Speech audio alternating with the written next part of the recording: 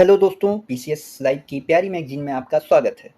ये हम लोग अंतर्राष्ट्रीय संबंधों की डिस्कशन कर रहे हैं और ये है पहला लेक्चर जो एक ही गो में अपन को ख़त्म करना है। मैपिस्तान के बारे में देख लेते हैं, बैठकी कहाँ पे क्या आयोजन हुआ। उत्तरी अमेरिका के कनाडा में, कनाडा के कनान्सिकस अल्बर्टा में 51वां G7 शिखर सम्मेलन हुआ। ठीक है, अच्छी बात है। G7 में मेंबर कौन कौन है? यूनाइटेड स्टेट है, कनाडा है, यूनाइटेड किंगडम है, फ्रांस है, इटली है, जर्मनी है और जापान है। अब ये बात हो गई G7 देशों की। ये G7 देश सारे कैसे देश हैं? विकसित देश हैं। अब इसमें अध्यक्षता किसने की? मार्क कार्नी की, जो नए पीएम हैं कनाडा के। तो उसमें अपन को दो बातें पता चलती हैं। नए पीएम कनाडा के मार्क कार्नी हैं और वो इस बार G7 शिखर सम्मेलन के अध्यक्ष हैं। महत्वपूर्ण समझौता कनान्सिकस वाइल्ड लाइफ फायर चार्टर है उसके ऊपर समझौता हुआ है और भारत ने भी इसका अनुसमर्थन किया है। वाइल्ड लाइफ, क्योंकि वहाँ पे वाइल्ड लाइफ फायर बहुत ज़्यादा होती है, आगजनी की घटनाएं बहुत होती हैं, इस कारण से वहाँ पे वाइल्ड लाइफ फायर चार्टर को अपनाया गया है। आमंत्रित शुद्धि देशों में देख लेते हैं। नॉर्थ अमेरिका से मैक्सिको है, साउथ अमेरिका से ब्राज़ील है, एशिया से भारत और दक्षिण कोरिया है, ऑस्ट्रेलिया महाद्वीप से ऑस्ट्रेलिया है और अफ्रीका महाद्वीप से दक्षिण अफ्रीका है और यूरोप महाद्वीप से यूक्रेन है। ठीक, भारत ने क्या बोला है वहाँ पे? जिम्मेदार एआई के लिए वाटर मार्किंग की आवश्यकता पर जोर, ताकि ये पता लग जाए कि कौन सा वीडियो रिकॉर्डेड है, कौन सा वीडियो फेक है और कौन सा वीडियो रियल है। ठीक, अब हम लोग चलते हैं दक्षिण अमेरिका पे। दक्षिण अमेरिका में दो चीज़ें हुई। यूएन बायोडायवर्सिटी समिट हुआ कैली में और G20 समिट हुआ रियो में, ठीक, ब्राज़ील में। अब हम लोग देख लेते हैं इसके बारे में कि कोलंबिया काली में संयुक्त राष्ट्र जैव विविधता सम्मेलन का पूर्ण सत्र आयोजित हुआ। इसका विस्तारित सत्र रोम में आयोजित होगा, जिसके बारे में हम लोग देखेंगे आगे। अक्टूबर नवंबर में जो पूर्ण सत्र हुआ वहाँ पे काली फंड को अपनाया गया। काली फंड यूएनडीपी और यूनेप की पहल है और यह फंड उन निजी कंपनियों से वित्तीय योगदान लेगा। तो सबसे इंपॉर्टेंट चीज़ क्या है, पेपर में कैसे बन सकता है क्वेश्चन, कि ये काली फंड, जो कैली फंड है या काली फंड है, ये लॉन्च किसने किया? यूएनडीपी और यूनेप द्वारा। ठीक, अब ये फंड करेगा क्या? उन निजी कंपनियों से वित्तीय योगदान लेगा जो उद्योगों में आनुवांशिक डेटा का प्रयोग करती हैं। आनुवांशिक डेटा से अपन को क्या पता लगता है? जैव विविधता का पता लगता है हम लोगों को। आनुवांशिक, जितनी ज़्यादा आनुवांशिक विविधता होगी उतनी ही ज़्यादा जैव विविधता होगी, उतना ही जो अपना जीवन है वो कैसा होगा? स्थायी होगा पृथ्वी पर, उतना ही जीवन स्थायित्व की गारंटी बनाएगा। फंड का प्रयोग कहाँ पे किया जाएगा? साइंटिफिक रिसर्च और संरक्षण में, जीवों के संरक्षण में और जीवों के ऊपर साइंटिफिक रिसर्च में, कि कैसे हमें इस जो जलवायु परिवर्तन की घटनाएं हो रही हैं या जो कुछ भी जैव विविधता के लिए हानिकारक चीज़ें हैं उनसे कैसे बचा जाए। ठीक, अब हम लोग चलते हैं G20 शिखर सम्मेलन में जो हुआ है ब्राज़ील में। लूला डे सिल्वा इस बार के G20 शिखर सम्मेलन के अध्यक्ष हैं। और एक चीज़ और जान लीजिए आप, कि जो 17वां ब्रिक्स हुआ है वो भी ब्राज़ील में हुआ है। 17वां ब्रिक्स ब्राज़ील में हुआ है। ठीक, और ब्राज़ील में जो अध्यक्षता की है 17वें ब्रिक्स की, वो भी लूला डे सिल्वा ने की हुई है। स्लोगन क्या है G20 शिखर सम्मेलन का? एक न्याय संगत विश्व और एक टिकाऊ ग्रह का निर्माण, building a just world and a sustainable planet. तो जस्ट वर्ल्ड मतलब न्याय, न्याय मिलना चाहिए दुनिया में, और सस्टेनेबल मतलब जो टिकाऊ ग्रह है, समावेशी विकास, समावेशी विकास से हमें क्या होगा? सस्टेनेबल प्लेनेट का निर्माण होगा। G20 का एक्सपेंडेशन हो गया। आपको पता है कि अब G20 में वर्तमान में 19 देश हैं और 2 क्षेत्रीय गुट हैं। पहले एक क्षेत्रीय गुट था यूरोपीय संघ, अब नया बन गया अफ्रीकी संघ। और अफ्रीकी संघ 18वें G20 शिखर सम्मेलन में G20 का सदस्य बना था 2023 में, जब भारत में G20 का शिखर सम्मेलन आयोजित हुआ था। इसमें प्रमुख पहलें देख लो, उनके प्रस्तावक देश देख लो और भारत का क्या पक्ष रहा है ये देख लो। भूख और गरीबी के विरुद्ध वैश्विक गठबंधन। तो सबसे इंपॉर्टेंट, भूख और गरीबी के विरुद्ध वैश्विक गठबंधन किस पहल का हिस्सा है? G20 पहल का हिस्सा है। ब्राज़ील ने इसको प्रस्तावित किया है और भारत ने इसमें संस्थापक सदस्य के तौर पे भूमिका निभाई है। 82 देश हैं, याद करने की जरूरत नहीं है। 82 देश मतलब भारत सहित 82 देश। जलवायु परिवर्तन पर सूचना अखंडता के लिए वैश्विक पहल ब्राज़ील, यूनेस्को और यूएन की पहल है और भारत इससे सहमत है। Rio de Janeiro leaders declaration, सभी सदस्य इस पर प्रस्तावित किए गए थे और भारत ने भी इस पर सहमति जताई है। अब मेन चीज क्या आती है कि आपसे वो ये पूछ सकता है कि निम्नलिखित में से कौन सी पहलें G20 सम्मेलन से संबंधित है? भूख और गरीबी के विरुद्ध वैश्विक गठबंधन, जलवायु परिवर्तन पर सूचना अखंडता के लिए वैश्विक पहल और Rio de Janeiro leaders declaration. और चौथा वो आपको दे देगा काली फंड। तो भैया काली फंड या कैली फंड जो है वो भैया इससे रिलेटेड नहीं है G20 से, ये तो UNFCCC से रिलेटेड है या UNCBD से रिलेटेड है। चलिए अब हम लोग और पहले देख लेते हैं। अरबपतियों पर ग्लोबल टैक्स लगाने पर भी चर्चा। अभी इस पर चर्चा हुई है, केवल प्रस्ताव उस पर जारी नहीं हुआ है, केवल चर्चा हुई है। तो ये प्रश्न बन सकता है कि हाल ही में कौन सा सम्मेलन ऐसा हुआ या कौन सा समस्त राष्ट्रों का एक सम्मेलन हुआ जिसमें ग्लोबल टैक्स लगाने के बारे में बात की गई? तो वो आपको दे देंगे कि OECD का सम्मेलन, वो आपको दे देंगे वर्ल्ड बैंक का सम्मेलन, वो आपको दे देंगे UNEP का सम्मेलन, या फिर वो आपको दे देंगे G20 का सम्मेलन। तो जवाब क्या हो जाएगा? G20 का सम्मेलन। मंच के इतिहास में पहली बार G20 ने बुनियादी स्वच्छता और पेयजल तक पहुंच के लिए संसाधन जुटाने के साथ साथ नस्लवाद को संबोधित करने और असमानताओं से निपटने के प्रयास के हिस्से के रूप में नस्लीय समानता को बढ़ावा देने की प्रतिबद्धता व्यक्त की है। आपको याद होगा 2023 में मेंबर कौन बना? अफ्रीकन यूनियन और सबसे ज़्यादा नस्ल भेद किसके प्रति किया जाता है? अफ्रीकी राष्ट्रों के प्रति किया जाता है। इसीलिए अफ्रीकन नेशन 2023 में शामिल हुए और 2024 का जो G20 सम्मेलन हुआ वहाँ पे आपको नस्लीय समानता को बढ़ावा देने की प्रतिबद्धता दिख गई। सब कुछ कैसा है? सब कुछ लॉजिकल है, कोई भी चीज़ इलॉजिकल नहीं है कि ये अचानक से पहली बार क्यों आ गया? इसलिए आ गया क्योंकि अफ्रीकन यूनियन पहली बार देखो उसमें शामिल हुआ था और पहली बार पूर्ण सदस्य के रूप में शामिल हुआ था 2024 में सम्मेलन में। तो ये चीज़ आपके लिए इंपॉर्टेंट है। भारत का प्रतिनिधित्व पीएम नरेंद्र मोदी जी कर रहे हैं और भारत के शेरपा अमिताभ कांत हैं। अब यूरोप के बारे में देख लेते हैं कि यूरोप में क्या क्या हुआ। तो भैया ये 16वां विश्व सम्मेलन अपने मतलब का है नहीं। फेडरिक मर्ज जर्मनी के नए चांसलर बन गए हैं। करोल नवरोकी नए राष्ट्रपति बन गए हैं पोलैंड के। नीस में संयुक्त राष्ट्र महासागर सम्मेलन फ्रांस में आयोजित हो गया है और इटली में संयुक्त राष्ट्र जैव विविधता सम्मेलन का विस्तारित सत्र आयोजित हुआ है। अब हम लोग देख लेते हैं इसके विस्तारित सत्र के बारे में जो रोम में आयोजित हुआ। ये COP 16 का ही भाग था। इसका उद्देश्य क्या था? राष्ट्रीय जैव विविधता रणनीति और कार्य योजना को अपडेट करना, बस सीधी सी बात है। फ्रांस के नीस में आयोजित हुआ तीसरा संयुक्त राष्ट्र महासागर सम्मेलन। इसकी मेजबानी किसने की? फ्रांस और कोस्टा रिका ने। अब इसका विषय क्या है? महासागर के संरक्षण और सतत उपयोग के लिए कार्यवाही में तेजी लाना और सभी हितधारकों को संगठित करना। ये इंपॉर्टेंट चीज है कि महासागर का संरक्षण करना है, सतत उपयोग करना है। अब आपने दो चीजें देख ली इसमें, संरक्षण और सतत उपयोग। अब आपको पता होगा कि G20 की थीम भी कैसी है? G20 की थीम भी ऐसी ही है जिसमें सतत उपयोग को बढ़ावा देने की बात कही जा रही है। देख लीजिए आप लोग, टिकाऊ ग्रह, सस्टेनेबल प्लेनेट, ठीक, just world and sustainable planet. तो ये चीज़ आप देख रहे हो ना, सस्टेनेबिलिटी को बहुत ज़्यादा इंपॉर्टेंस, बहुत ज़्यादा तवज्जो दी जा रही है। संयुक्त राष्ट्र महासागर सम्मेलन का इतिहास देख लीजिए। पहला सम्मेलन फिजी और स्वीडन की मेजबानी में न्यूयॉर्क में हुआ था, ठीक। तो मेजबानी देख लीजिए आप, न्यूयॉर्क में हुआ है लेकिन यूएसए मेजबानी नहीं कर रहा है। यूएसए में केवल आयोजन स्थल है, मेजबान है फिजी और स्वीडन। तीसरा सम्मेलन देख लीजिए 2025 में फ्रांस और कोस्टा में हुआ और इसका आयोजन नीस में हुआ। तो ये चीज़ आपके लिए इंपॉर्टेंट है। पहला सम्मेलन इंपॉर्टेंट है, कहाँ आयोजन हुआ? न्यूयॉर्क में, फिजी और स्वीडन की अध्यक्षता में, सह अध्यक्षता में या सह मेजबानी में, और तीसरे का फ्रांस और कोस्टा रिका की सहमेजबानी में नीस में आयोजित हुआ। अब रूस वाला अपन को देखना नहीं है, लेकिन अपन को देखना है ब्रिक्स के बारे में कि विस्तार ब्रिक्स कैसे कैसे विस्तार हुआ ब्रिक्स का।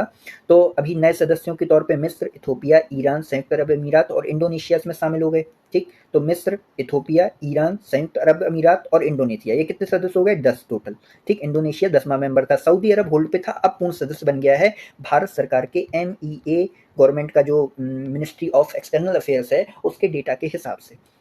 अर्जेंटीना ने शामिल होने से इनकार कर दिया, ये चीज़ आपको पढ़ने के लिए जरूरी नहीं है। ब्रिक्स प्लस देख लीजिए, ब्रिक्स प्लस क्या है? ब्रिक्स और वैश्विक दक्षिण तथा पूर्व में उनके भागीदारों को मध्य प्रत्यक्ष एवं खुले संवादों का आयोजन। तो ओपन डायलॉग्स होंगे, कुछ ओपन डायलॉग्स होंगे किन किन के बीच में? ब्रिक्स सदस्यों के बीच में और वैश्विक दक्षिण जो ग्लोबल साउथ के जो कंट्रीज हैं, और इसके अलावा जो ब्रिक्स के पूर्व के सदस्य हैं, पूर्व के सदस्य मतलब जो पूरब साइड में सदस्य रहते हैं या ईस्ट में सदस्य रहते हैं, जो ब्रिक्स के भागीदार हैं। जैसे भारत है, भारत का जो ईस्ट है ये इंडिया है।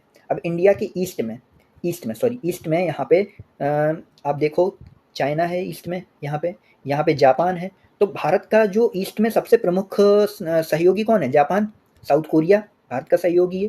तो ये सब क्या है? भारत के ईस्ट में है। अब ये भारत के ईस्ट में रहने वाले सहयोगी अगर भारत से कोई प्रत्यक्ष और खुले संवाद आयोजित करेंगे तो उसमें इन्हें कौन सी बैठक में जाना होगा? ब्रिक्स प्लस की बैठक में जाना होगा। अब हम लोग चलते हैं भागीदार और साझेदार देश। नई श्रेणी में 10 देश शामिल कर लिए गए हैं भागीदार और साझेदार देश, जिसमें 10वां सदस्य कौन है? वियतनाम है। ये चीज़ आपको अपने एग्जाम के पर्सपेक्टिव से याद रख लेनी है। ब्रिक्स पर संक्षिप्त जानकारी है। कुल सदस्य देश 11 हो गए हैं। वैश्विक जनसंख्या का लगभग 50% ब्रिक्स के अंतर्गत आता है। वैश्विक सकल घरेलू उत्पाद का लगभग 40% ब्रिक्स के अंतर्गत आता है और वैश्विक व्यापार का लगभग 26% इनका प्रतिनिधित्व कौन करते हैं?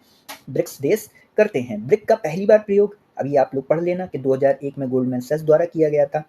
एक औपचारिक समूह के रूप में इसकी शुरुआत 2006 में की गई थी। ब्रिक्स विदेश मंत्रियों की पहली बैठक 2006 में हुई, जिसमें समूह को औपचारिक रूप दे दिया गया। तो औपचारिक समूह 2006 में बना था। और पहला ब्रिक्स शिखर सम्मेलन कहाँ पे आयोजित हुआ था? रूस के येक्टेनबर्ग में 2009 में आयोजित हुआ था। और तीसरा ब्रिक्स शिखर सम्मेलन हुआ था जिसमें दक्षिण अफ्रीका ने 2011 में भाग लिया था, ठीक। और पहला विस्तार 2010 में न्यूयॉर्क में ब्रिक विदेश मंत्रियों की बैठक में हुआ था, जिसमें दक्षिण अफ्रीका को शामिल करने पर सहमति जताई गई थी। यानी 2010 में दक्षिण अफ्रीका इसका मेंबर बन गया था, 2010 में मेंबर बन गया था।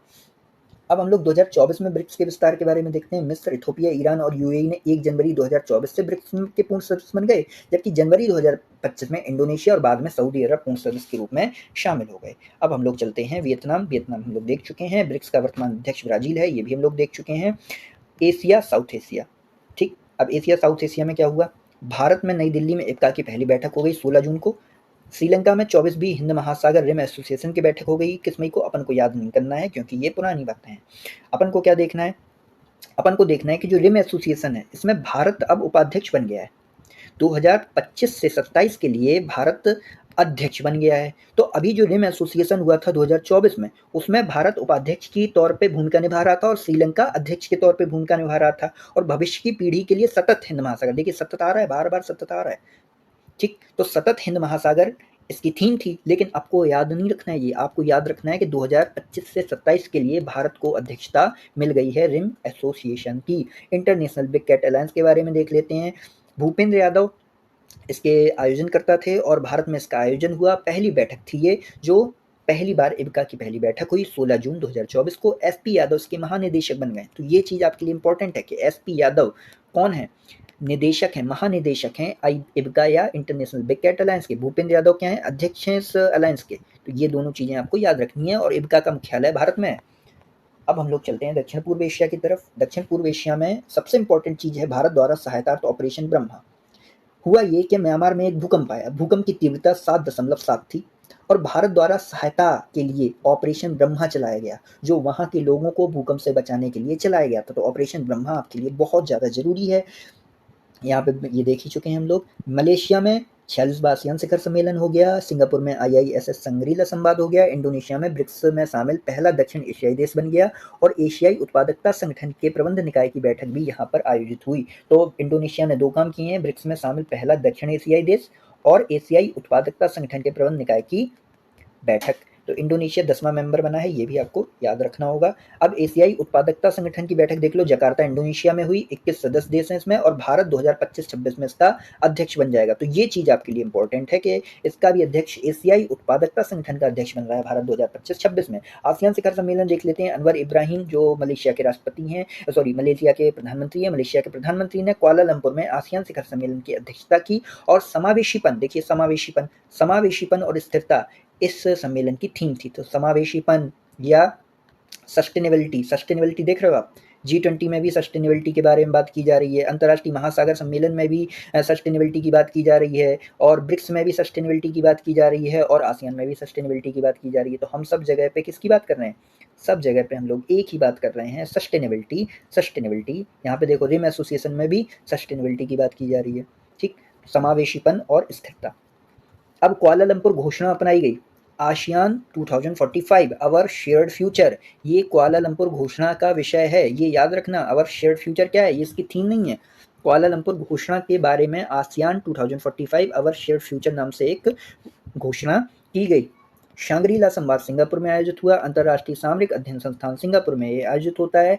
जैसा भारत में एक संवाद आयोजित होता है, उसको आप लोग कमेंट बॉक्स में बता दीजिए कौन सा ऐसा संवाद है जो सांग्रीला संवाद की तर्ज पे भारत में आयोजित करने की पहल की गई थी। उसके संस्थान का नाम मैं बता देता हूँ, ORF फाउंडेशन इस संवाद को आयोजित करता है। विषय देख लो, शक्ति संतुलन और सहयोग बनाम प्रतिस्पर्धा। ये शक्ति संतुलन साथ में ही है, शक्ति संतुलन और सहयोग बनाम प्रतिस्पर्धा, ये इसका विषय था। याद करने की जरूरत नहीं है। भारत का प्रतिनिधित्व उसमें जनरल अनिल चौहान सर ने किया था। अब हम लोग प्रधानमंत्री जी की यात्राओं के बारे में आ जाते हैं। प्रधानमंत्री जी की यात्राओं में जुलाई में केवल आप ये याद रखो कि रूस का सर्वोच्च पुरस्कार प्रधानमंत्री जी को मिल गया है। ऑस्ट्रिया में भी आप ये याद रखो कि ऑस्ट्रिया के चांसलर कार्ल नेहमर बन गए हैं। बस यही आपको याद रखना है कि ऑस्ट्रिया के चांसलर कार्ल नेहमर बन गए, ठीक। और इसके बाद पोलैंड की जर्नी अगस्त में हुई थी। यहाँ पे आपको कुछ भी याद रखने की ज़रूरत नहीं है क्योंकि ये सारी चीज़ें पुरानी हो गई हैं। ब्रुनई दारुसलाम में बंदरसेरी बागवान में भारतीय उच्चायोग का चांसरी परिषद बना दिया गया है। तो ये याद रखो, बंदरसेरी बागवान में भारतीय उच्चायोग का चांसरी परिषद। और बंदरसेरी बागवान और चेन्नई के बीच में सीधी उड़ान शुरू की गई है भारत में, ठीक। तो बंदरसेरी बागवान से चेन्नई की उड़ान सीधी। सिंगापुर की यात्रा में आप देखो तो कोई इंपॉर्टेंट चीज़ नहीं है। नाइजीरिया वाली यात्रा आप थोड़ा सा गौर कर लो। नाइजीरिया 16 से 17 नवंबर, यानी नवंबर में नाइजीरिया में गए थे प्रधानमंत्री जी 2024 में। यहाँ का सर्वोच्च पुरस्कार प्रधानमंत्री जी को मिल गया, grand commander of the order of Nigeria. यही चीज़ इंपॉर्टेंट थी। और नाइजीरिया की राजधानी अबूजा है, ठीक। तो ये चीज़ आपको याद हो गई। गुयाना की राजधानी है जॉर्ज टाउन। और दूसरे भारत कैरिकॉम शिखर सम्मेलन में प्रधानमंत्री जी ने प्रतिभाग किया और वहाँ के जॉर्ज टाउन में दूसरा भारत कैरिकोम शिखर सम्मेलन हुआ, पहला 2019 में हुआ था। ये जॉर्ज टाउन के बारे में नहीं है, ये अलग चीज़ है। तो जॉर्ज टाउन में कौन सा शिखर सम्मेलन हुआ? दूसरा। और इसकी सह अध्यक्षता किसने की? मोदी जी और ग्रेनेडा के पीएम डिकोन मिशेल। तो डिकोन मिशेल ग्रेनेडा के पीएम हैं, जिन्होंने प्रधानमंत्री जी के साथ सीधे सीधे जो भेंट की और सह अध्यक्षता की भारत कैरिकॉम शिखर सम्मेलन सेकंड की। दिसंबर में कुवैत यात्रा की, हाला मोदी कार्यक्रम को संबोधित किया। तो ये प्रश्न बन सकता है कि हाला मोदी कार्यक्रम हाल ही में प्रधानमंत्री जी ने संबोधित किया, ये किस देश की यात्रा के दौरान किया था? तो कुवैत यात्रा के दौरान किया था। भारतीयों को संबोधित किया था हाला मोदी के नाम से। सर्वोच्च पुरस्कार, हाँ, ऑर्डर ऑफ मुबारक अल कबीर। तो मुबारक अल कबीर ये पुरस्कार मोदी जी को दिया गया, मुबारक अल कबीर। ठीक, तो का से कबीर और का से कुवैत।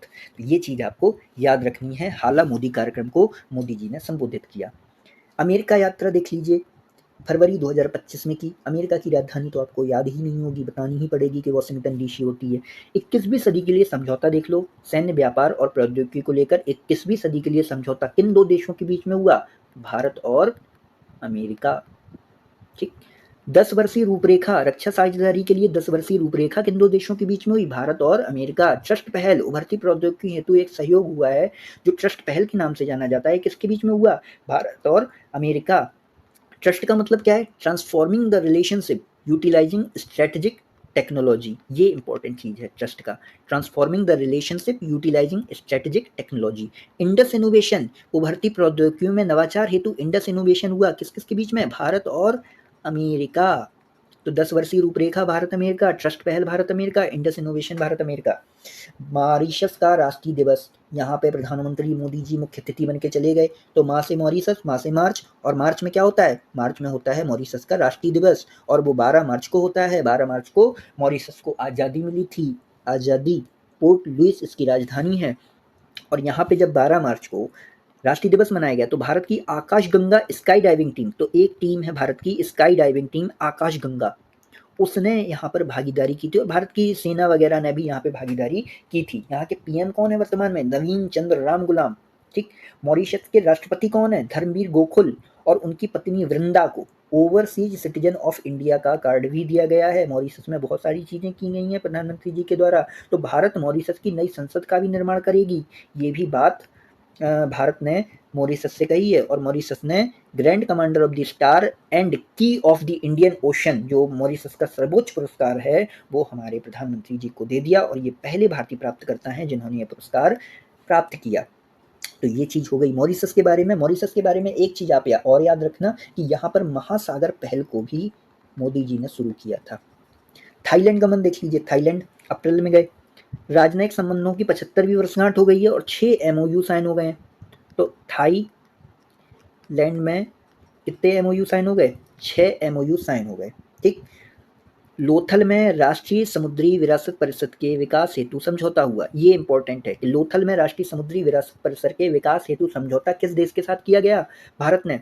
किस देश के संस्कृति मंत्रालय के साथ? थाईलैंड के संस्कृति मंत्रालय के साथ भारत के जलमार्ग मंत्रालय ने ऐसा समझौता किया है। सऊदी अरब की यात्रा देख लो, 22 अप्रैल को पहलगाम हमले के कारण बीच में ही ये दौरा रद्द करना पड़ा था। तो 22 अप्रैल को सऊदी अरब की यात्रा पर थे मोदी जी, जब पहलगाम में एक दुर्दांत आतंकी हमला हुआ और प्रधानमंत्री जी को वहां से वापस लौटना पड़ा तत्काल। अब हम लोग श्रीलंका प्रवास देख लेते हैं। अप्रैल में श्रीलंका गए थे। ठीक, अप्रैल में ही, मतलब 22 अप्रैल के पहले गए थे। तो सऊदी अरब के पहले श्रीलंका गए थे। तो ये चीज आपको याद रखना है। श्रीलंका प्रवास किया, 7 एमओयू श्रीलंका में साइन हुए। तो श्रीलंका में कितने एमओयू साइन हो गए? 7 एमओयू साइन हो गए। 1 2 3 4 5 6 7, ज्यादा हो रहा है। ठीक, तो 7 एमओयू श्रीलंका में साइन हो गए। तो आप ऐसे रख सकते हो याद, श्रीलंका, एस से श्रीलंका और एस से 7। ठीक, तो 7 एमओयू श्रीलंका में साइन हो गए। यहाँ पे 6 एमओयू का कुछ बन नहीं रहा है। त्रिकोमाली को ऊर्जा केंद्र के रूप में विकसित करना यहाँ का उद्देश्य है, और श्रीलंका, भारत, यूएई इसमें सहयोग कर रहे हैं। तो त्रिकोमाली इंपॉर्टेंट है कि ऊर्जा केंद्र के रूप में त्रिकोमाली को विकसित किया जा रहा है। तो यहाँ पे कौन कौन से पार्टनर हैं, कौन कौन से भागीदार हैं? तो एक श्रीलंका हो गया, एक भारत हो गया, एक यूएई हो गया। फार्माकोपिया सहयोग कर रहे हैं, स्टार्टअप पे सहयोग कर रहे हैं, कल्चर पे सहयोग कर रहे हैं। तो श्रीलंका में बहुत सारी चीज़ों पे सहयोग किया जा रहा है। और यहाँ पे ये चीज़ देख लो, बहुत इंपॉर्टेंट, श्रीलंका मित्र विभूषण पुरस्कार, पहले भारतीय प्राप्तकर्ता बन गए हैं प्रधानमंत्री मोदी जी। श्रीलंका का सर्वोच्च पुरस्कार है जो विदेशी नेताओं को दिया जाता है, ध्यान रहे ये चीज, विदेशी नेताओं को दिया जाने वाला श्रीलंका का सर्वोच्च सम्मान है श्रीलंका मित्र विभूषण। साइप्रस की यात्रा पे जून में गए और वहाँ पर मैकारियोस, तो grand cross of the order of Makarios third, ये सर्वोच्च पुरस्कार जीत के आ गए। साइप्रस के निकोसिया में राजधानी थी, साइप्रस की निकोसिया, और थाईलैंड की राजधानी आपको पता ही होगी बैंकॉक है। श्रीलंका की राजधानी, तमाम लोग इसमें अब नई नई चीज़ें आती हैं, इसकी राजधानी के बारे में मैं कुछ भी नहीं बताऊंगा क्योंकि इसमें जयवर्धने पट्टनम इस टाइप से 2-3 नाम आते हैं, अब पता नहीं कौन सी सही है। अब कनाडा यात्रा देख लीजिए, कनाडा यात्रा जून में हुई। कनाडा यात्रा ओटावा G7 शिखर सम्मेलन में भागीदारी लेने के लिए, और G7 से शिखर सम्मेलन कहाँ हुआ था? कनान्सिकस, अल्बर्टा प्रांत में, ठीक। तो अल्बर्टा प्रांत के कनान्सिकस में G7 शिखर सम्मेलन हुआ जिसमें मोदी जी ने भाग लिया। और ओटावा के बारे में आपको याद रखना है, जब आप वर्ल्ड मैप देखोगे तो ओटावा की इंपॉर्टेंस बतानी है आपको कि वर्ल्ड मैप में ओटावा की क्या इंपॉर्टेंस है। क्रोएशिया यात्रा जून में की किसी भी भारतीय प्रधानमंत्री की पहली क्रोएशिया यात्रा, बहुत इंपॉर्टेंट, पहली क्रोएशिया यात्रा।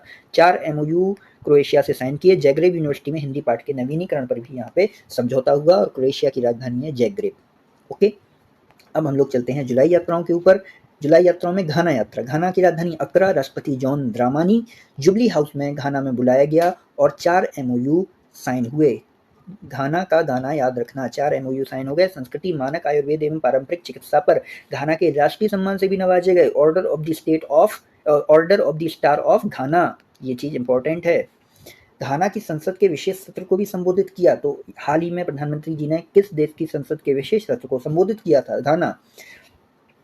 ट्रिनिदाद एवं टोबैगो, यहाँ पर पोर्ट ऑफ स्पेन यहाँ की राजधानी है, PM विशेषर हैं। और T&T 1 2 3 इंटू 2 करो 6, तो 6 MOU ट्रिनिदाद एंड टोबैगो के साथ हस्ताक्षरित हो गए हैं। ट्रिनिदाद एवं टोबैगो का सर्वोच्च पुरस्कार भी मिल गया है, दी order of the Republic of T&T। Trinidad and Tobago पहले विदेशी नेता बन गए हैं जिन्हें ये पुरस्कार मिला है। देखो, इनको थाईलैंड वालों ने दिया सर्वोच्च पुरस्कार, पहले नेता बने, ठीक। फिर इसके बाद पहले भारतीय प्राप्तकर्ता बने थे श्रीलंका विभूषण का, ठीक। और पहले विदेशी नेता, मतलब पहले, विश्व के पहले ऐसे नेता हैं जिन्हें ट्रिनिदाद एवं टोबैगो का सर्वोच्च पुरस्कार मिला है, ये चीज़ आपको याद रखना है। अर्जेंटीना यात्रा 4 जुलाई, PM जेवियर मिलेई यहाँ के PM हैं, और कासा रोसाडा में एक प्रोग्राम हुआ जहाँ पर इन्हें बुलाया गया प्रधानमंत्री जी को, और भारत मर्कोसुर अधिमान्य व्यापार समझौते पर चर्चा हुई यहाँ पे, और ब्यूनस आयर्स की कुंजी प्रदान की गई मोदी जी को जॉर्ज मैक्री के द्वारा। अभी जॉर्ज मैक्री कौन है? ये ब्यूनस आयर्स के मेयर हैं, ठीक, जिन्होंने ब्यूनस आयर्स की कुंजी प्रदान की प्रधानमंत्री जी को। यहाँ पे आपको एक चीज याद रखना है कि अर्जेंटीना का सर्वोच्च पुरस्कार प्रधानमंत्री जी को नहीं मिला है। ब्राजील यात्रा के बारे में देख लेते हैं। जुलाई में ही ब्राजील यात्रा की, राष्ट्रपति लूला डी सिल्वा थे। और अल्बोरेडा पैलेस, यहाँ पे अल्बोरेडा पैलेस में प्रधानमंत्री जी को सम्मानित किया गया, और $20 अरब का व्यापार लक्ष्य भारत ने इस बार रखा है ब्राजील के साथ। $20 अरब का व्यापार लक्ष्य। ब्राजील द्वारा PM को सम्मान दिया गया, order of the southern cross, ठीक। तो ये ब्राजील का सर्वोच्च पुरस्कार नहीं है, बस पुरस्कार है कि ब्राजील द्वारा PM को सम्मान दिया गया, order of the southern cross. Namibia में 9 जुलाई को गए। UPI हेतु लाइसेंसिंग समझौते, ये बहुत इंपॉर्टेंट चीज है कि UPI हेतु लाइसेंसिंग समझौता, पहली बार किसी देश ने भारत के साथ UPI हेतु लाइसेंसिंग समझौता किया है। कौन सा देश है? नामीबिया की राजधानी क्या है? विंडहोक। CDRI में भी शामिल हो गया, और ग्लोबल बायोफ्यूल अलायंस में भी शामिल हो गया। तो आपदा रोधी अवसंरचना गठबंधन का भी हिस्सा है, और ये जो वैश्विक जैव ईंधन सम्मेलन है या अलायंस है, उसका भी हिस्सा है। नामीबिया का सर्वोच्च नागरिक सम्मान भी मिल गया, order of the most ancient बालविचिया मिराबिलिस। तो मिराबिलिस से याद रखना, यहाँ पे बी, और यहाँ पे भी नामीबिया में भी बी, तो बिलिस और बिया, नामीबिया, मिराबिलिस। प्रधानमंत्री जी की ब्रिटेन यात्रा देख लो। ब्रिटिश PM कीर स्टारमर यहाँ के अभी वर्तमान में PM है, और इन्हें सर की उपाधि मिली हुई है, सर कीर स्टारमर बोला जाता है वहाँ पे, ठीक। जुलाई में प्रधानमंत्री जी गए, जुलाई के अंतिम पखवाड़े में। और 24 जुलाई को ग्रेट हॉल ऑफ चेकर्स में सेटा पर समझौता हुआ। सेटा वही comprehensive economic and trade partnership पे या ट्रेड एग्रीमेंट पे समझौता हुआ। और ये हॉल ऑफ चेकर्स क्या है? यहाँ पे ब्रिटिश PM रहते हैं, ठीक। भारत UK विजन 2035 को भी स्वीकारा गया। तो भारत UK विजन किस अवधि का है? 2035 का है। रक्षा औद्योगिक रोड मैप का भी स्वागत किया गया। तो रक्षा औद्योगिक रोड मैप वैसे ही इंपॉर्टेंट है जैसे कि इंडस इनोवेशन इंपॉर्टेंट था अमेरिका वाले मामले में। CBI व UK की राष्ट्रीय अपराध एजेंसी के मध्य समझौता हुआ। तो ये दोनों पॉइंट बहुत ज़्यादा इंपॉर्टेंट है आपकी परीक्षा के लिए कि हाल ही में किस देश के साथ भारत की CBI ने एक समझौता किया है? तो UK की राष्ट्रीय अपराध एजेंसी के साथ। मालदीव यात्रा देख लीजिए, राष्ट्रपति हैं वहाँ के मोइजू। और मालदीव के 60वें स्वतंत्रता दिवस पर 26 जुलाई, देखो मॉरिशस भी गए थे। मॉरिशस का कब था? 12 मार्च को था, ठीक। मॉरिशस भी गए थे, 12 मार्च को था। और मालदीव यात्रा कब गए? 26 जुलाई। तो 26 जुलाई को मॉरिशस के स्वतंत्रता दिवस पर प्रधानमंत्री जी गए और मुख्य अतिथि रहे, पहले भारतीय बने जो किसी मालदीव के पहले मुख्य अतिथि बने। यह राजनयिक संबंधों की 60वीं वर्षगांठ है भारत की, और 60वां स्वतंत्रता दिवस भी है इनका। बढ़िया, बहुत अच्छी बात है। विजन महासागर में मालदीव से भी मैत्री, ठीक, विजन महासागर में मालदीव से भी मैत्री की गई थी, और ये विजन महासागर वही महासागर वाला है जिसका उद्घाटन मॉरिशस में किया गया था।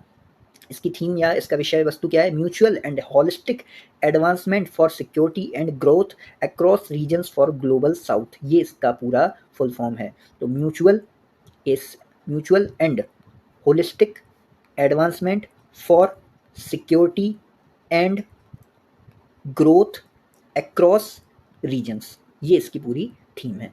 MAHASAGAR, ठीक। तो Mahasagar, mutual and holistic advancement for security and growth across regions for Global South, ये इंपॉर्टेंट चीज है कि इसमें ग्लोबल साउथ भी मर्ज है। लाइन ऑफ क्रेडिट कितना दिया गया है?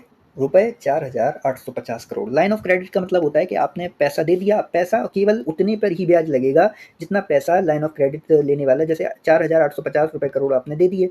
अब उसने मान लो निकाला 100 करोड़, तो जो ब्याज लगेगा वो 100 करोड़ पे ही लगेगा। तो लाइन ऑफ क्रेडिट कुछ ऐसी पहल होती है। अब यहाँ पे प्रेसिडेंट जी की भी विजिट देख लीजिए। पोर्टुगल और स्लोवाकिया गई। 7 से 10 अप्रैल के बीच में पोर्टुगल व स्लोवाकिया की यात्रा की उन्होंने। पुर्तगाली राष्ट्रपति मार्सेलो रेवेलो से भेंट की। पुर्तगाल से राजनयिक संबंधों की भारत की 50वीं वर्षगांठ है, तो 50वीं वर्षगांठ याद रख दो। इस संबंध में भारत ने डाक टिकट भी जारी किया, तो इंपॉर्टेंट बन जाता है। डाक टिकट भारत ने जारी किया 50 वर्षगांठ पे, तो इंपॉर्टेंट बन जाता है। पुर्तगाल से 50, ठीक, तो 50 और पुर्तगाल, पास से 50, पास से पुर्तगाल, तो ये 50वीं वर्षगांठ आपको याद रखनी है। फिर प्राका डा एम्पोरियो में गार्ड ऑफ ऑनर से स्वागत किया गया। प्राका डा एम्पोरियो वहाँ की एक बहुत महत्वपूर्ण लोकेशन है जहाँ पर उन्हें गार्ड ऑफ ऑनर दिया गया। स्लोवाकिया की यात्रा, स्लोवाकिया की राजधानी ब्रातिस्लावा, यहाँ पर राष्ट्रपति पीटर पेलेग्रिनी से भेंट की। लघु उद्योगों व राजनयिक प्रशिक्षण पर भारत और स्लोवाकिया का सहयोग हुआ, ठीक। तो राजनयिक प्रशिक्षण कौन प्रदान करेगा? सुषमा स्वराज संस्थान। स्लोवाकिया के विदेश मंत्रालय ने सुषमा स्वराज संस्थान के साथ समझौता किया है और भारत यहाँ पर राजनयिक प्रशिक्षण देने का काम करेगा, क्योंकि ये लोग, भारत का जो राजनयिक संबंध है ना, वो बहुत गजब का है। चाहे वो आप चाणक्य जी के समय में देख लो, और चाहे आप सुषमा स्वराज जी के समय में विदेश नीति को देख लो, चाहे आप अटल जी के समय में विदेश नीति को देख लो, और चाहे आप शुरुआत में जब पहली जो भारत का पहले प्रधानमंत्री जी थे उनके समय में आप विदेश नीति देख लो, बहुत उत्तम कोटि की विदेश नीति। अभी वर्तमान में देख लो, बहुत उत्तम कोटि की विदेश नीति। तो विदेश नीति के मामले में भारत का कोई जवाब नहीं रहा है, इसलिए राजनयिक प्रशिक्षण लेने आ रहे हैं लघु उद्योगों पर और राजनयिक प्रशिक्षण पर। लघु उद्योग क्यों? क्योंकि भारत गांवों का देश है। अब यहाँ पे नाइट्रा में कॉन्स्टेंटाइन द फिलोसफर विश्वविद्यालय में यहाँ पर इन्हें डॉक्टरेट की मानद उपाधि दी गई है। ये मेरे ख्याल से इस बार प्रश्न बनने की संभावना में सबसे उज्जवल कोटि का प्रश्न बन सकता है कि हाल ही में किस देश की यूनिवर्सिटी ने हमारी प्रधानमंत्री जी, हमारी राष्ट्रपति जी को डॉक्टरेट की मानद उपाधि प्रदान की। तो अगर देश का नाम आए तो स्लोवाकिया, और स्लोवाकिया की भी कौन सी यूनिवर्सिटी? कॉन्स्टेंटाइन द फिलोसफर विश्वविद्यालय, और ये कहाँ पे है? नाइट्रा में, स्लोवाकिया के नाइट्रा में इसकी लोकेशन है। अब भारत की यात्रा पर आए विदेशी राष्ट्राध्यक्षों की बात कर लेते हैं हम लोग। सीधे न्यूजीलैंड के पीएम क्रिस्टोफर लक्सन से शुरू करते हैं। मार्च 2025 में रायसीना डायलॉग के मुख्य अतिथि थे। तो आपको एक जवाब मिल गया होगा जो मैंने आपसे पूछा था कि कौन सा डायलॉग ORF के द्वारा किया जाता है और सांग्रीला संवाद से ये प्रेरित है? तो रायसीना डायलॉग, ठीक। तो रायसीना डायलॉग के मुख्य अतिथि कौन है? पीएम क्रिस्टोफर लक्सन न्यूजीलैंड के। इंडो पैसिफिक महासागरों की पहल में न्यूजीलैंड शामिल हो गया। भारत के पर्यावरण मंत्रालय, न्यूजीलैंड के उद्योग मंत्रालय के मध्य एक समझौता हो गया। बागवानी और सहयोग में कृषि मंत्रालय भी शामिल है यहाँ पे। अधिकृत आर्थिक ऑपरेटर पारंपरिक मान्य समझौता, तो अधिकृत आर्थिक ऑपरेटर पारंपरिक मान्य समझौता भी हो गया। और इसके अलावा रक्षा, शिक्षा, खेल, यहाँ पे तमाम प्रकार के MOU हस्ताक्षरित हुए, जिसमें सबसे इंपॉर्टेंट चीज है इंडो पैसिफिक महासागरों की पहल में न्यूजीलैंड भी अब शामिल हो गया है। अनुराग कुमार प्रेसिडेंट श्रीलंका 2024 में भारत की यात्रा पर आए थे दिसंबर में। चिली के राष्ट्रपति बोरिक फोंट अप्रैल में भारत आए। नई दिल्ली के हैदराबाद हाउस में शिखर वार्ता इन्होंने की। तो नई दिल्ली के हैदराबाद हाउस में शिखर वार्ता, तो हैदराबाद हाउस आपसे पूछा जा सकता है कहाँ पे? हैदराबाद में नहीं, हैदराबाद में नहीं है, दिल्ली में, ठीक। अंटार्कटिका पर सहयोग, ये इंपॉर्टेंट है। तो चिली के राष्ट्रपति ने, जहाँ पे एकदम चिल मतलब ठंडी, जहाँ पे एकदम ठंडी रहती है, तो उसको लेकर सहयोग किसने किया है? चिली ने किया है, बोरिक फोंट।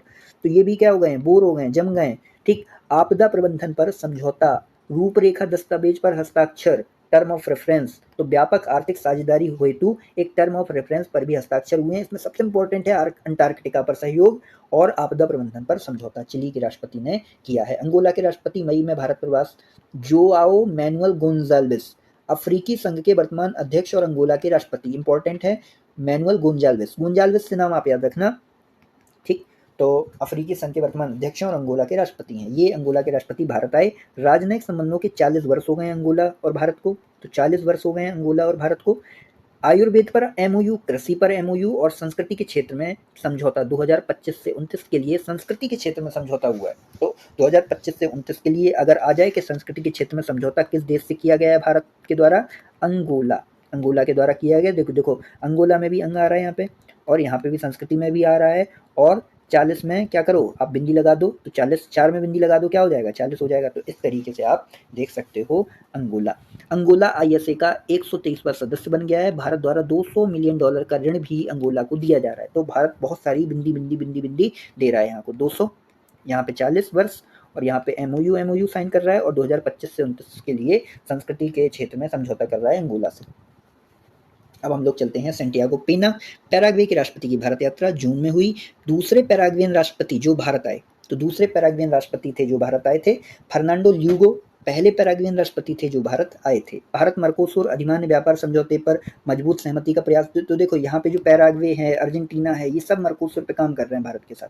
तो जितने भी ये आप देखोगे साउथ अमेरिका के रीजन है, साउथ अमेरिका के देश हैं, वो मर्कोसुर अधिमान्य व्यापार समझौते पर भारत के साथ सहमति बनाने के पक्ष में हैं। इसरो के साथ पैराग्वे अंतरिक्ष एजेंसी अंतरिक्ष में सहयोग के लिए इच्छुक है। तो कहाँ की अंतरिक्ष एजेंसी भारत के इसरो के साथ अंतरिक्ष में सहयोग के लिए इच्छुक या इच्छा व्यक्त कर रही है? जवाब क्या होगा? पैराग्वे। पैराग्वे वैश्विक जैव ईंधन गठबंधन का संस्थापक सदस्य है, वही ग्लोबल बायोफ्यूल अलायंस, ठीक। फिर इसके बाद आईएसए का भी सदस्य है, ठीक। तो ये चीजें आपको याद रखनी है पैराग्वे के बारे में। अब हम लोग फिजी के पीएम की भारत यात्रा देख लेते हैं। स्टेवेनी राबुका, फिजी सेना को 2 एम्बुलेंस भारत ने दी है, और साइबर सुरक्षा पर फिजी में प्रशिक्षण प्रकोष्ठ स्थापित किया। तो ये चीज इंपॉर्टेंट है, 2 एम्बुलेंस दे दी गई और साइबर सुरक्षा पर फिजी में प्रशिक्षण कोष्ठ बना दिया गया। तो फिजी के पीएम की भारत यात्रा हो गई स्टेवेनी राबुका की। सिंगापुर के पीएम की भारत यात्रा, लॉरेंस बुंग सितंबर 2025 में भारत की यात्रा पर आए। राजनयिक संबंधों की 60वीं वर्षगांठ हुई है सिंगापुर के साथ। तो सिंगापुर क्या कर रहा है? सिंगापुर 60, और श्रीलंका क्या कर रहा है? 7 एमओयू साइन कर रहा है, आपको याद होना चाहिए, ठीक। तो सिंगापुर 60, 60वीं वर्षगांठ। चेन्नई में राष्ट्रीय कौशल उत्कृष्टता केंद्र, तो चेन्नई में राष्ट्रीय कौशल उत्कृष्टता केंद्र भी याद कर लो आप। और एक और याद कर लो, बंदर सेरी बागवान से चेन्नई की यात्रा के लिए एक हवाई जहाज भी उड़ाया जा रहा है। यूपीआई पे नाउ से 13 बैंक जुड़ गए हैं। हरित और डिजिटल शिपिंग कॉरिडोर समझौता हो गया है। हरित ईंधन आपूर्ति और डिजिटल पोर्ट मंजूरी के लिए ये वाला समझौता बहुत इंपॉर्टेंट है, ये वाला उत्कृष्टता केंद्र बहुत इंपॉर्टेंट है। जेएन पोर्ट पीएसए टर्मिनल का उद्घाटन साथ में किया गया लॉरेंस बुंग और प्रधानमंत्री जी के द्वारा। तो इसमें सबसे इंपॉर्टेंट है हरित और डिजिटल शिपिंग कॉरिडोर समझौता, और चेन्नई में राष्ट्रीय कौशल उत्कृष्टता केंद्र। भूटान के पीएम की यात्रा, दाओ शेरिंग सितंबर में। राजगीर में रॉयल भूटान मंदिर का अभिषेक समारोह हुआ, जिसमें जो दाओ शेरिंग साहब हैं वो शामिल हुए। बौद्ध धर्म को समर्पित ये मंदिर है। अब हम लोग अगला एससीओ और एससीओ के बारे में बात कर लेते हैं कि एससीओ में प्रधानमंत्री जी गए थे। तो प्रधानमंत्री जी का एससीओ में सिद्धांत क्या था? Security, connectivity, opportunity. तो एससीओ में जब वो गए तो उन्होंने कहा एससीओ का मतलब ये नहीं है संघाई कोऑपरेशन ऑर्गेनाइजेशन, इसका मतलब है सिक्योरिटी, कनेक्टिविटी, अपॉर्चुनिटी। प्रधानमंत्री जी के अलग शब्दांश होते हैं। चोलपोन अता, ये क्या है? चोलपोन अता किर्गिस्तान में एससीओ की पर्यटन और सांस्कृतिक राजधानी। तो एससीओ की पर्यटन और सांस्कृतिक राजधानी कौन बन गई? चोलपोन अता। ये कहाँ पे स्थापित है या कहाँ पे स्थित है? किर्गिस्तान में, किर्गिस्तान का एक शहर है। अगला एससीओ देख लो कहाँ पे हो रहा है? किर्गिस्तान में 2026 में। और केंद्रीय विषय क्या है? एससीओ के 25 वर्ष। तो अगले का भी आपने केंद्रीय विषय देख लिया। आगे हम लोग देखते हैं एससीओ के बारे में भी देखेंगे अभी आगे। यूएन सुर्खियां देख लो, यूएन के 10 अस्थायी सदस्य बन गए हैं। वर्तमान में यूएन के 10 अस्थायी सदस्य हैं। चुनाव को 2/3 सदस्य देशों का अनुसमर्थन आवश्यक होता है। Denmark, Panama, Pakistan, Somalia, Greece, DRC, Latvia, Liberia, Bahrain, Colombia, ये सब क्या हैं? ये वर्तमान में यूएन के अस्थायी सदस्य हैं। तो एक ट्रिक है आपके पास, डैनी पापा सोमालिया गए, ठीक। डैनी पापा सोमालिया गए, तो डैनी से हो गया डेनमार्क, पापा पनामा पाकिस्तान, सोमालिया ग्रीस से गए से ग्रीस हो गया। फिर इसके बाद डीआरसी लाला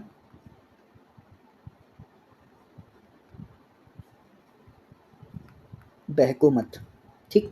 तो डीआरसी से डेमोक्रेटिक रिपब्लिक ऑफ कॉन्गो हो गया, लातविया, ला से लातविया, ला से लाइबेरिया, फिर बहकोमत बहरीन, और कोलंबिया मत से कुछ नहीं होगा, ठीक। तो डैनी पापा सोमालिया गए, डीआरसी लाला बहकोमत, ठीक। तो डैनी पापा सोमालिया गए हैं, तो इस बार से बहकोमत पापा आएंगे तो फिर कुटाई भी करेंगे खूब।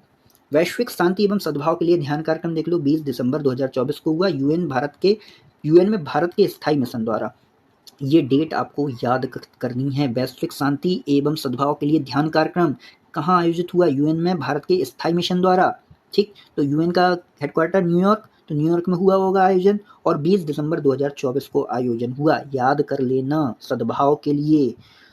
प्रथम विश्व ध्यान दिवस कब हुआ? उसके अगले दिन 21 दिसंबर 2024 को यूनाइटेड नेशंस ने सर्वसम्मति से इसका अनुमोदन कर दिया है। कीनोट एड्रेस इसमें श्री रविशंकर साहब ने दिया था, याद कर लो, इसको रट लो, नोट कर लो, यही क्वेश्चन आ सकता है आपके पेपर में।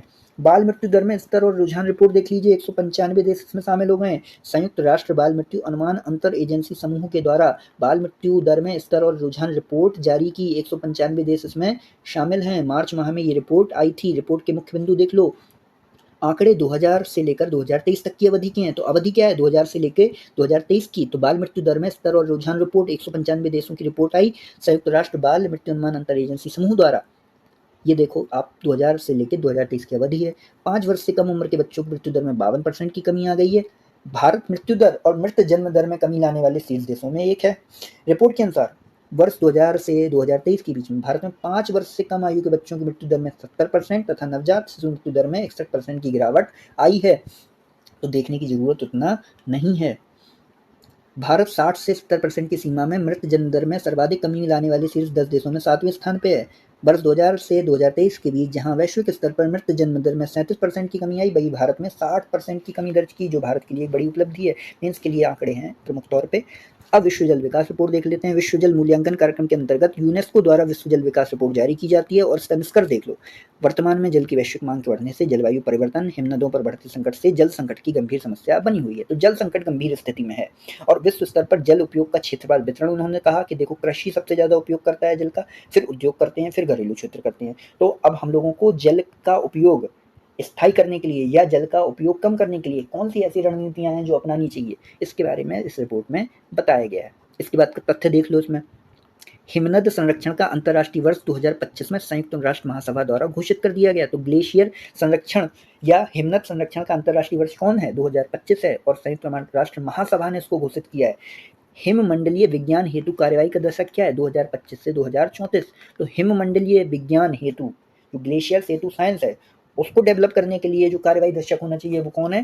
2025 से 2034। यूनेस्को इसके लिए प्रमुख एजेंसी के रूप में नियुक्त कर दी गई है, क्योंकि जल रिपोर्ट कौन निकालती है? यूनेस्को ही निकालती है। अन्य अंतर्राष्ट्रीय सुर्खियां देख लो, टाइम सस्तियां देख लो। Time person of the year 2024 में Time person of the year Donald Trump दूसरी मरतबा बन गए हैं।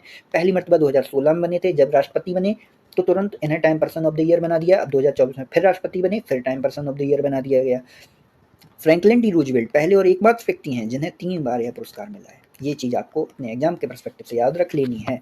टाइम्स प्रभावशाली 100 देख लो। टाइम्स प्रभावशाली 100 टाइम के 100 प्रभावशाली हस्तियों की लिस्ट में 6 कैटेगरी में बटी होती हैं: artist, icons, titans, leaders, innovators, pioneers. तो artist, icons, titans, leaders, innovators, pioneers. 2025 की टाइम के 100 प्रभावशाली हस्तियों की लिस्ट में 21 वर्षों में पहली बार कोई भी भारतीय शामिल नहीं है। 100 प्रभावशाली हस्तियों की लिस्ट में 21 वर्षों में पहली बार कोई भी भारतीय शामिल नहीं है। तो टाइम्स प्रभावशाली 100 इस लिस्ट में कोई भी भारतीय नहीं है। टाइम 100 की लिस्ट में सर्वाधिक बार शामिल होने वाला नेता कौन है? शी जिनपिंग 13 बार शामिल हुए हैं।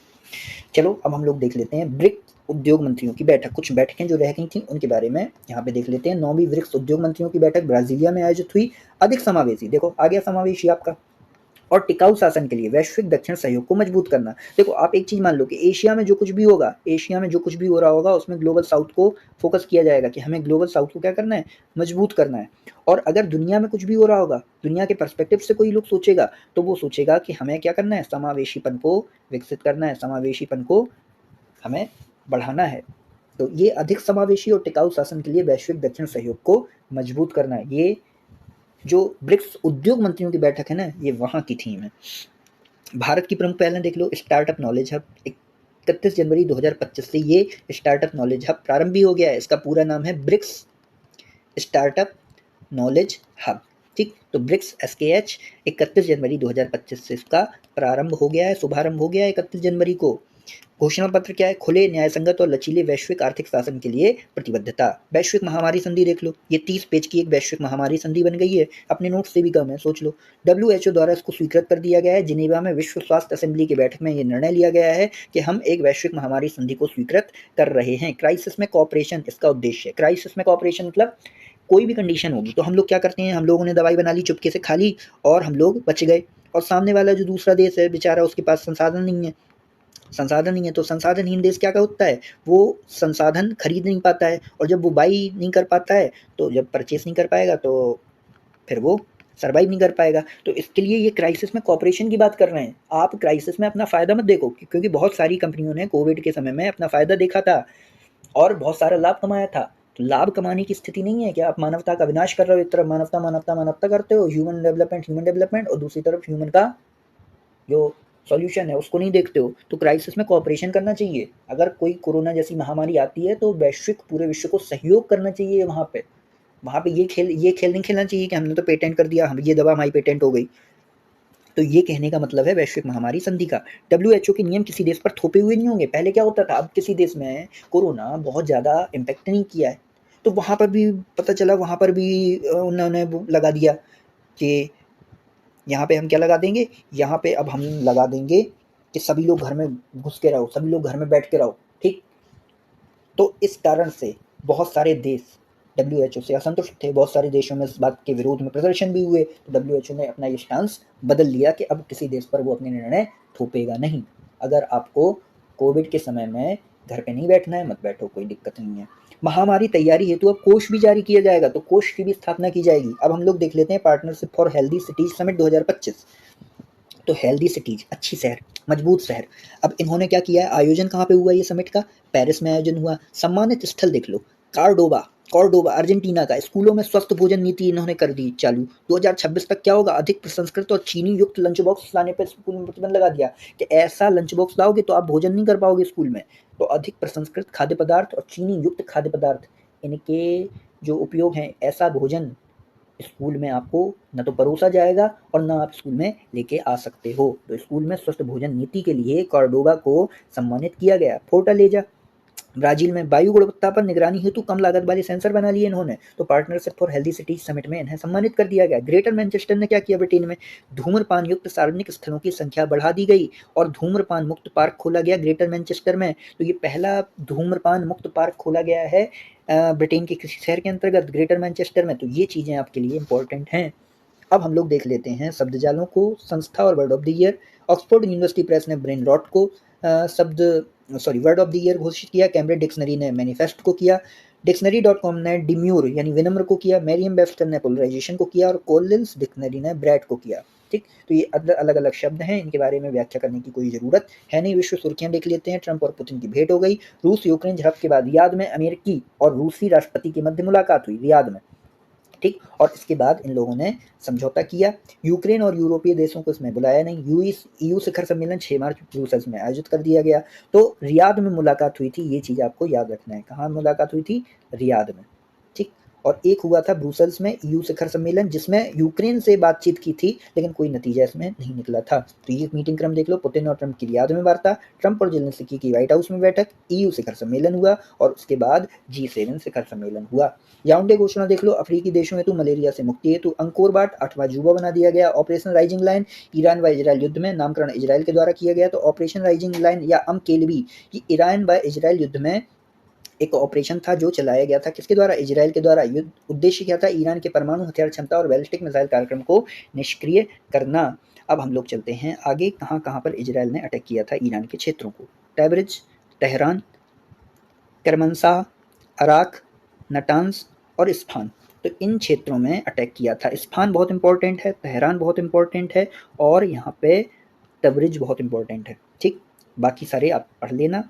ईरानी कार्रवाई ऑपरेशन ट्रू प्रॉमिस 3, ये कार्रवाई ईरान के द्वारा की गई थी। फिर अमेरिका ने भी इसमें युद्ध में प्रतिरोध किया था ऑपरेशन मिडनाइट हैमर के द्वारा, जिसमें B-2 बम वर्षक विमानों का प्रयोग किया था, जो बहुत ज़्यादा चर्चा में उस समय रहे थे। ऑपरेशन मिडनाइट हैमर भारत द्वारा भारतीयों का बचाव ऑपरेशन सिंधु के अंतर्गत किया गया था। अब ये बताओ कमेंट में कि ऑपरेशन ब्रह्मा जो अपन लोगों ने अभी अभी पढ़ा था, ये किस चीज़ से रिलेटेड है?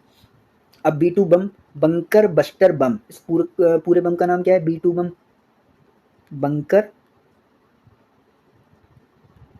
बस्टर, ये इस पूरे बम का नाम है। ठीक, तो इसीलिए इसको B-2 बम बोलते हैं।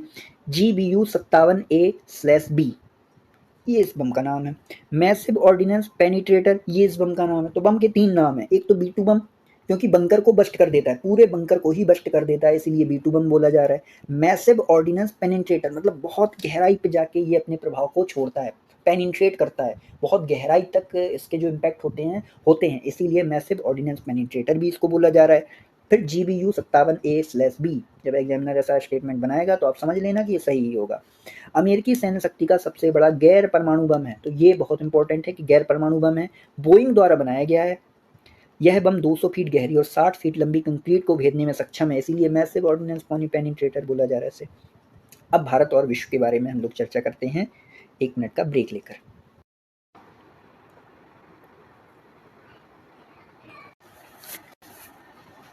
तो भारत और विश्व में हम लोग देखते हैं अंतर्राष्ट्रीय प्रशासनिक विज्ञान संस्थान, और भारत बन गया है इसका अध्यक्ष।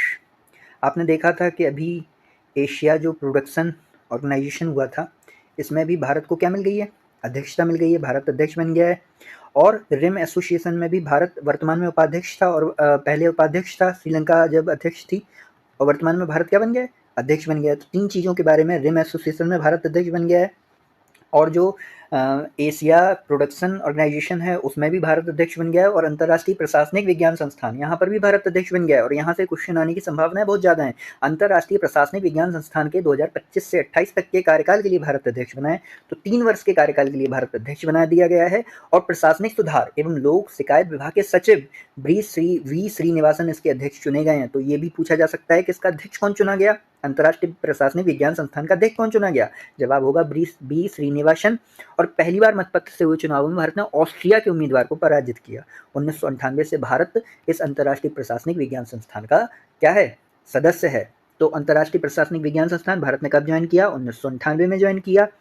वर्तमान में भारत क्या है? भारत इसमें वर्तमान में अध्यक्ष है, भारत अध्यक्ष है। किसको हराया? ऑस्ट्रिया को हराया। और भारत के कौन से व्यक्ति हैं जो इस प्रतियोगिता में या इस चुनाव में विजय हुए? बी श्रीनिवासन। ठीक, तो ये चीज़ आपको अपने एग्जाम के पर्सपेक्टिव से याद रखनी है। संयुक्त राष्ट्र आर्थिक एवं सामाजिक परिषद, भारत इसका सदस्य बन गया। ध्यान रखना आप लोग, सदस्य बना है भारत, सदस्य। मुख्यालय इसका कहाँ पे? न्यूयॉर्क में है। और संयुक्त राष्ट्र चार्टर के तहत 1945 में इसका गठन किया गया था। भारत 1 जनवरी 2026 से 31 दिसंबर 2028 तक की त्रिवर्षीय अवधि के लिए इसका सदस्य चुन लिया गया है। तो याद रखना, संयुक्त राष्ट्र आर्थिक एवं सामाजिक परिषद। लेकिन अपन ने UNGA देखा था, UNGA में अपन ने क्या देखी थी ट्रिक? रैनी पापा सो गए और DRC लाला बहको मत। तो इससे हम लोगों ने क्या याद कर लिया था? UNGA में शामिल जो नए 10 अस्थायी सदस्य हैं उनके बारे में देख लिया था। अब एशिया प्रशांत क्षेत्रों से 4 देश एशिया प्रशांत श्रेणी से शामिल किए गए। कहाँ? आर्थिक एवं सामाजिक परिषद में। कौन कौन से? लेबनान, तुर्कमेनिस्तान, चीन और भारत। ठीक, तो आपको ये चीज़ याद रखना है। प्रत्येक वर्ष 1/3 नए सदस्यों का चुनाव इसमें किया जाता है। तो 18 सदस्य चुने जाते हैं, 18 में से 4 सदस्य एशिया प्रशांत क्षेत्र से चुने गए। वर्तमान में इसमें कुल सदस्य कितने हैं? 54 सदस्य हैं, और प्रत्येक सदस्य के पास 1 वोट होता है। Memory of the world register, UNESCO ने 2004 में दस्तावेजी विरासत को मानवता की साझी विरासत के रूप में संरक्षित करने और उसकी व्यापक पहुंच को प्रोत्साहित करने के लिए UNESCO Jikji memory of the world पुरस्कार की स्थापना की। तो Jikji memory of the world पुरस्कार या UNESCO memory of the world पुरस्कार की स्थापना 2004 में हुई थी। मेमोरी ऑफ द वर्ल्ड के एशिया प्रशांत क्षेत्रीय रजिस्टर में रामचरितमानस, पंचतंत्र और आचार्य आनंदवर्धन की काव्य और नाट्य शास्त्र आधारित सहृदय लोकलोचन को शामिल किया गया है। बहुत इंपॉर्टेंट है ये किताब और इसका नाम। तो इस किताब के बारे में ये पूछा जा सकता है कि ये किसकी किताब है? आचार्य आनंदवर्धन की किताब है। इसकी विषय वस्तु क्या है? काव्य और नाट्य शास्त्र। अब हम लोग चलते हैं आगे। विश्व धरोहर समिति का वार्षिक सत्र। अब आपको लग रहा होगा पंचतंत्र, विष्णु शर्मा जी रामचरितमानस गोस्वामी तुलसीदास जी। तो आपको इन दोनों के जो लेखक हैं या जो साहित्यकार हैं उनके नाम आपको पता हैं। पंचतंत्र हितोपदेश से रिलेटेड कहानियाँ हैं और रामचरितमानस भगवान श्री रामचंद्र जी के व्यक्तित्व से और उनका जो व्यक्तित्व था या उनका चरित्र था, क्या था? उनका चरित्र क्या था? उनके चरित्र की सबसे मूल विशेषता क्या थी? उनके चरित्र की सबसे मूल विशेषता थी कि भगवान रामचंद्र मर्यादा पुरुषोत्तम थे। ठीक, तो ये मर्यादा पुरुषोत्तम का जो चरित्र है वो गोस्वामी तुलसीदास जी ने अपनी रामचरितमानस में लिखा है, कहा है, अभिव्यक्त किया है। तुलसी रघुनाथ गाथा किस लिए लिखे हैं? तुलसी रघुनाथ गाथा लिखे हैं अपने हृदय की शांति के लिए, अपनी तुष्टि के लिए। ठीक, तो अब हम लोग बढ़ते हैं विश्व धरोहर समिति की वार्षिक सत्र के ऊपर। पहली बार जो भारत में हुए, जो विश्व धरोहर समिति का वार्षिक सत्र पहली बार भारत में आयोजित हुआ, तो भारत द्वारा पहली बार विश्व धरोहर समिति के 46वें वार्षिक सत्र का आयोजन नई दिल्ली में किया गया। नोडल एजेंसी कौन है? भारतीय पुरातत्व सर्वेक्षण है। थीम क्या है? विकास भी विरासत भी। तो विकास भी विरासत भी इसकी थीम है, आसान सी थीम है। $1 मिलियन अनुदान विश्व धरोहर केंद्र को कर दिया गया इंडिया के द्वारा। तो भारत ने $1 मिलियन का अनुदान भी किया है विश्व धरोहर केंद्र को। विश्व धरोहर प्रबंधन में सर्टिफिकेट कार्यक्रम भी भारत ने लॉन्च किया है युवा पेशेवरों हेतु। अब हम लोग देख लेते हैं यूनेस्को के 24 नए स्थलों के बारे में जो शामिल किए गए हैं। भारत से मोइदम्स शामिल किया गया है। तो 2024 की अगर बात करें तो मोइदम्स को शामिल किया गया था। अहोम राजवंश की टीला दफन प्रणाली सांस्कृतिक श्रेणी के अंतर्गत इसको शामिल किया गया था। तो अब इसमें थोड़ा ये देखते हैं कि वर्ल्ड हेरिटेज कन्वेंशन क्या है। ये 1972 में अंगीकृत किया गया। 1972 में ये एक चीज़ और, पर्यावरण जो क्या बोलते हैं, पर्यावरण संरक्षण अधिनियम 1986 में आया। और वन्यजीव संरक्षण अधिनियम कब आया था? तो वन्यजीव संरक्षण अधिनियम आया था 1972 में। और उसी समय देखो वाइल्ड लाइफ सेंचुरी एक्ट है, ठीक, तो वो भी कब आया? 1972 में आया। और वर्ल्ड हेरिटेज कन्वेंशन भी कब आया? WHC, ये भी कब आया? 1972 में आया। 1975 में अनुसमर्थित और लागू। 1975 से कुछ याद आ रहा है आपको? 1975 में क्या हुआ था? 1975 में आपको याद होगा कि जो वेटलैंड कन्वेंशन, वो 1975 में अनुसमर्थित और लागू हुआ था। तो वेटलैंड कन्वेंशन जब अनुसमर्थित हुआ तो ये अनुसमर्थित हो गया। भारत द्वारा कब किया गया? 1977 में भारत द्वारा अनुसमर्थन किया गया। वर्तमान में कुल देश हैं 196। इटली के पास सर्वाधिक स्थल हैं, हो सकता है इनकी संख्या बढ़ गई हो। भारत की तो निश्चित तौर पर बढ़ी है, 44 स्थल हो गए हैं और भारत अभी भी 6ठे स्थान पर मौजूद है। 44वां स्थल कौन सा है भारत का? भारत का 44वां स्थल है मराठा किले। जो 12 मराठा किले हैं उनको इसमें सांस्कृतिक विरासत के तौर पे शामिल कर लिया गया है। ठीक, तो सांस्कृतिक में 36 हो गई। ठीक, अब हम लोग चलते हैं आगे। ये सारे आप लोग पढ़ लेना, देख लेना। मिस्रत में आपको पता ही है कंचनजंगा राष्ट्रीय उद्यान 2016 में शामिल हुआ था। भारत अब ऊर्जा दक्षता हब में शामिल हो गया है। हाल ही में केंद्रीय मंत्रिमंडल ने आशय पत्र पर हस्ताक्षर को मंजूरी प्रदान की, जिसके तहत भारत अंतर्राष्ट्रीय ऊर्जा दक्षता हब में शामिल हो सकेगा। तो अंतर्राष्ट्रीय ऊर्जा दक्षता हब में शामिल होगा तो भारत की ऊर्जा जरूरतें वो होंगी वो पूरी हो जाएंगी। ऊर्जा दक्षता हब 2019 में स्थापित हुआ था। इसका सचिवालय पेरिस में है। अंतर्राष्ट्रीय ऊर्जा agency, international energy agency IEA का सचिवालय कहाँ पे? पेरिस में। वहीं पर ऊर्जा दक्षता हब का भी सचिवालय स्थापित कर दिया गया है। कार्यान्वयन एजेंसी ऊर्जा दक्षता ब्यूरो है। भारत इसका संस्थापक सदस्य नहीं है, इसीलिए तो अभी भारत शामिल हुआ है। ठीक, तो आप एक चीज समझ गए कि अगर ये क्वेश्चन बनेगा कि अंतर्राष्ट्रीय ऊर्जा दक्षता हब के संदर्भ में निम्नलिखित कथनों पर विचार कीजिए। पहला, भारत इसका संस्थापक सदस्य, गलत हो जाएगा। दूसरा, भारत में जो ऊर्जा दक्षता ब्यूरो है, ब्यूरो ऑफ एनर्जी एफिशिएंसी, ये इसका कार्यान्वयन एजेंसी है, बात सही हो जाएगी। इसका ऊर्जा दक्षता हब का सचिवालय भारत में स्थित है, तो भाई गलत हो जाएगी बात, पेरिस में है। तो इस तरीके से इससे बन सकते हैं प्रश्न। अब हम लोग नोबेल पुरस्कार, जो 11 मिलियन स्वीडिश क्रोनर दिए जाते हैं नोबेल पुरस्कार के तहत, उनके बारे में बात करते हैं। चिकित्सा में दोनों अमेरिकी, the Nobel Assembly at Karolinska Institute के द्वारा दिया जाता है, विक्टर एम्ब्रोस और गैरी। तो आप इसमें याद रखना BG। ठीक, चिकित्सा में क्या हो रहा है? BG हो रही है, विक्टर और Gary, Victor Gary BG। Micro RNA की खोज की है इन्होंने। क्या किया है? माइक्रो RNA की खोज की है पोस्ट ट्रांसक्रिप्शनल जीन नियमन के लिए। माइक्रो RNA बहुत इंपॉर्टेंट होता है। माइक्रो RNA से जब जीन का ट्रांसक्रिप्शन होता है तो ये पता लग सकता है कि जीन और कौन कौन से काम कर सकता है। ठीक, तो ये जीन हम लोगों को पता है कि जीन आनुवंशिक इकाई होती है। आनुवंशिकता की जो सबसे छोटी यूनिट होती है, जो प्राथमिक यूनिट होती है, उसको हम लोग जीन कहते हैं। तो माइक्रो RNA से हम लोगों को पता लग सकेगा कि और जीन क्या क्या काम कर सकते हैं, किस तरीके से वो अपने आप को परिवर्तित करते हैं। तो बीमारियों के बारे में, बहुत सारी चीज़ों के बारे में इससे अध्ययन आसान होगा। तो विक्टर एम्ब्रोस और गैरी डुकवन ने ये काम किया है। भौतिकी में the Royal Swedish Academy of sciences के द्वारा दिया जाता है। हॉपफील्ड और हिंटन, हॉपफील्ड और हिंटन को ये पुरस्कार दिया गया कृत्रिम तंत्रिका तंत्र के साथ सक्षम मशीन लर्निंग प्रविधि के विकास हेतु। ठीक, तो एक कृत्रिम तंत्रिका तंत्र बनाएंगे ये, मतलब आर्टिफिशियल इंटेलिजेंस को बढ़ाने के लिए ये काम किया जा रहा है।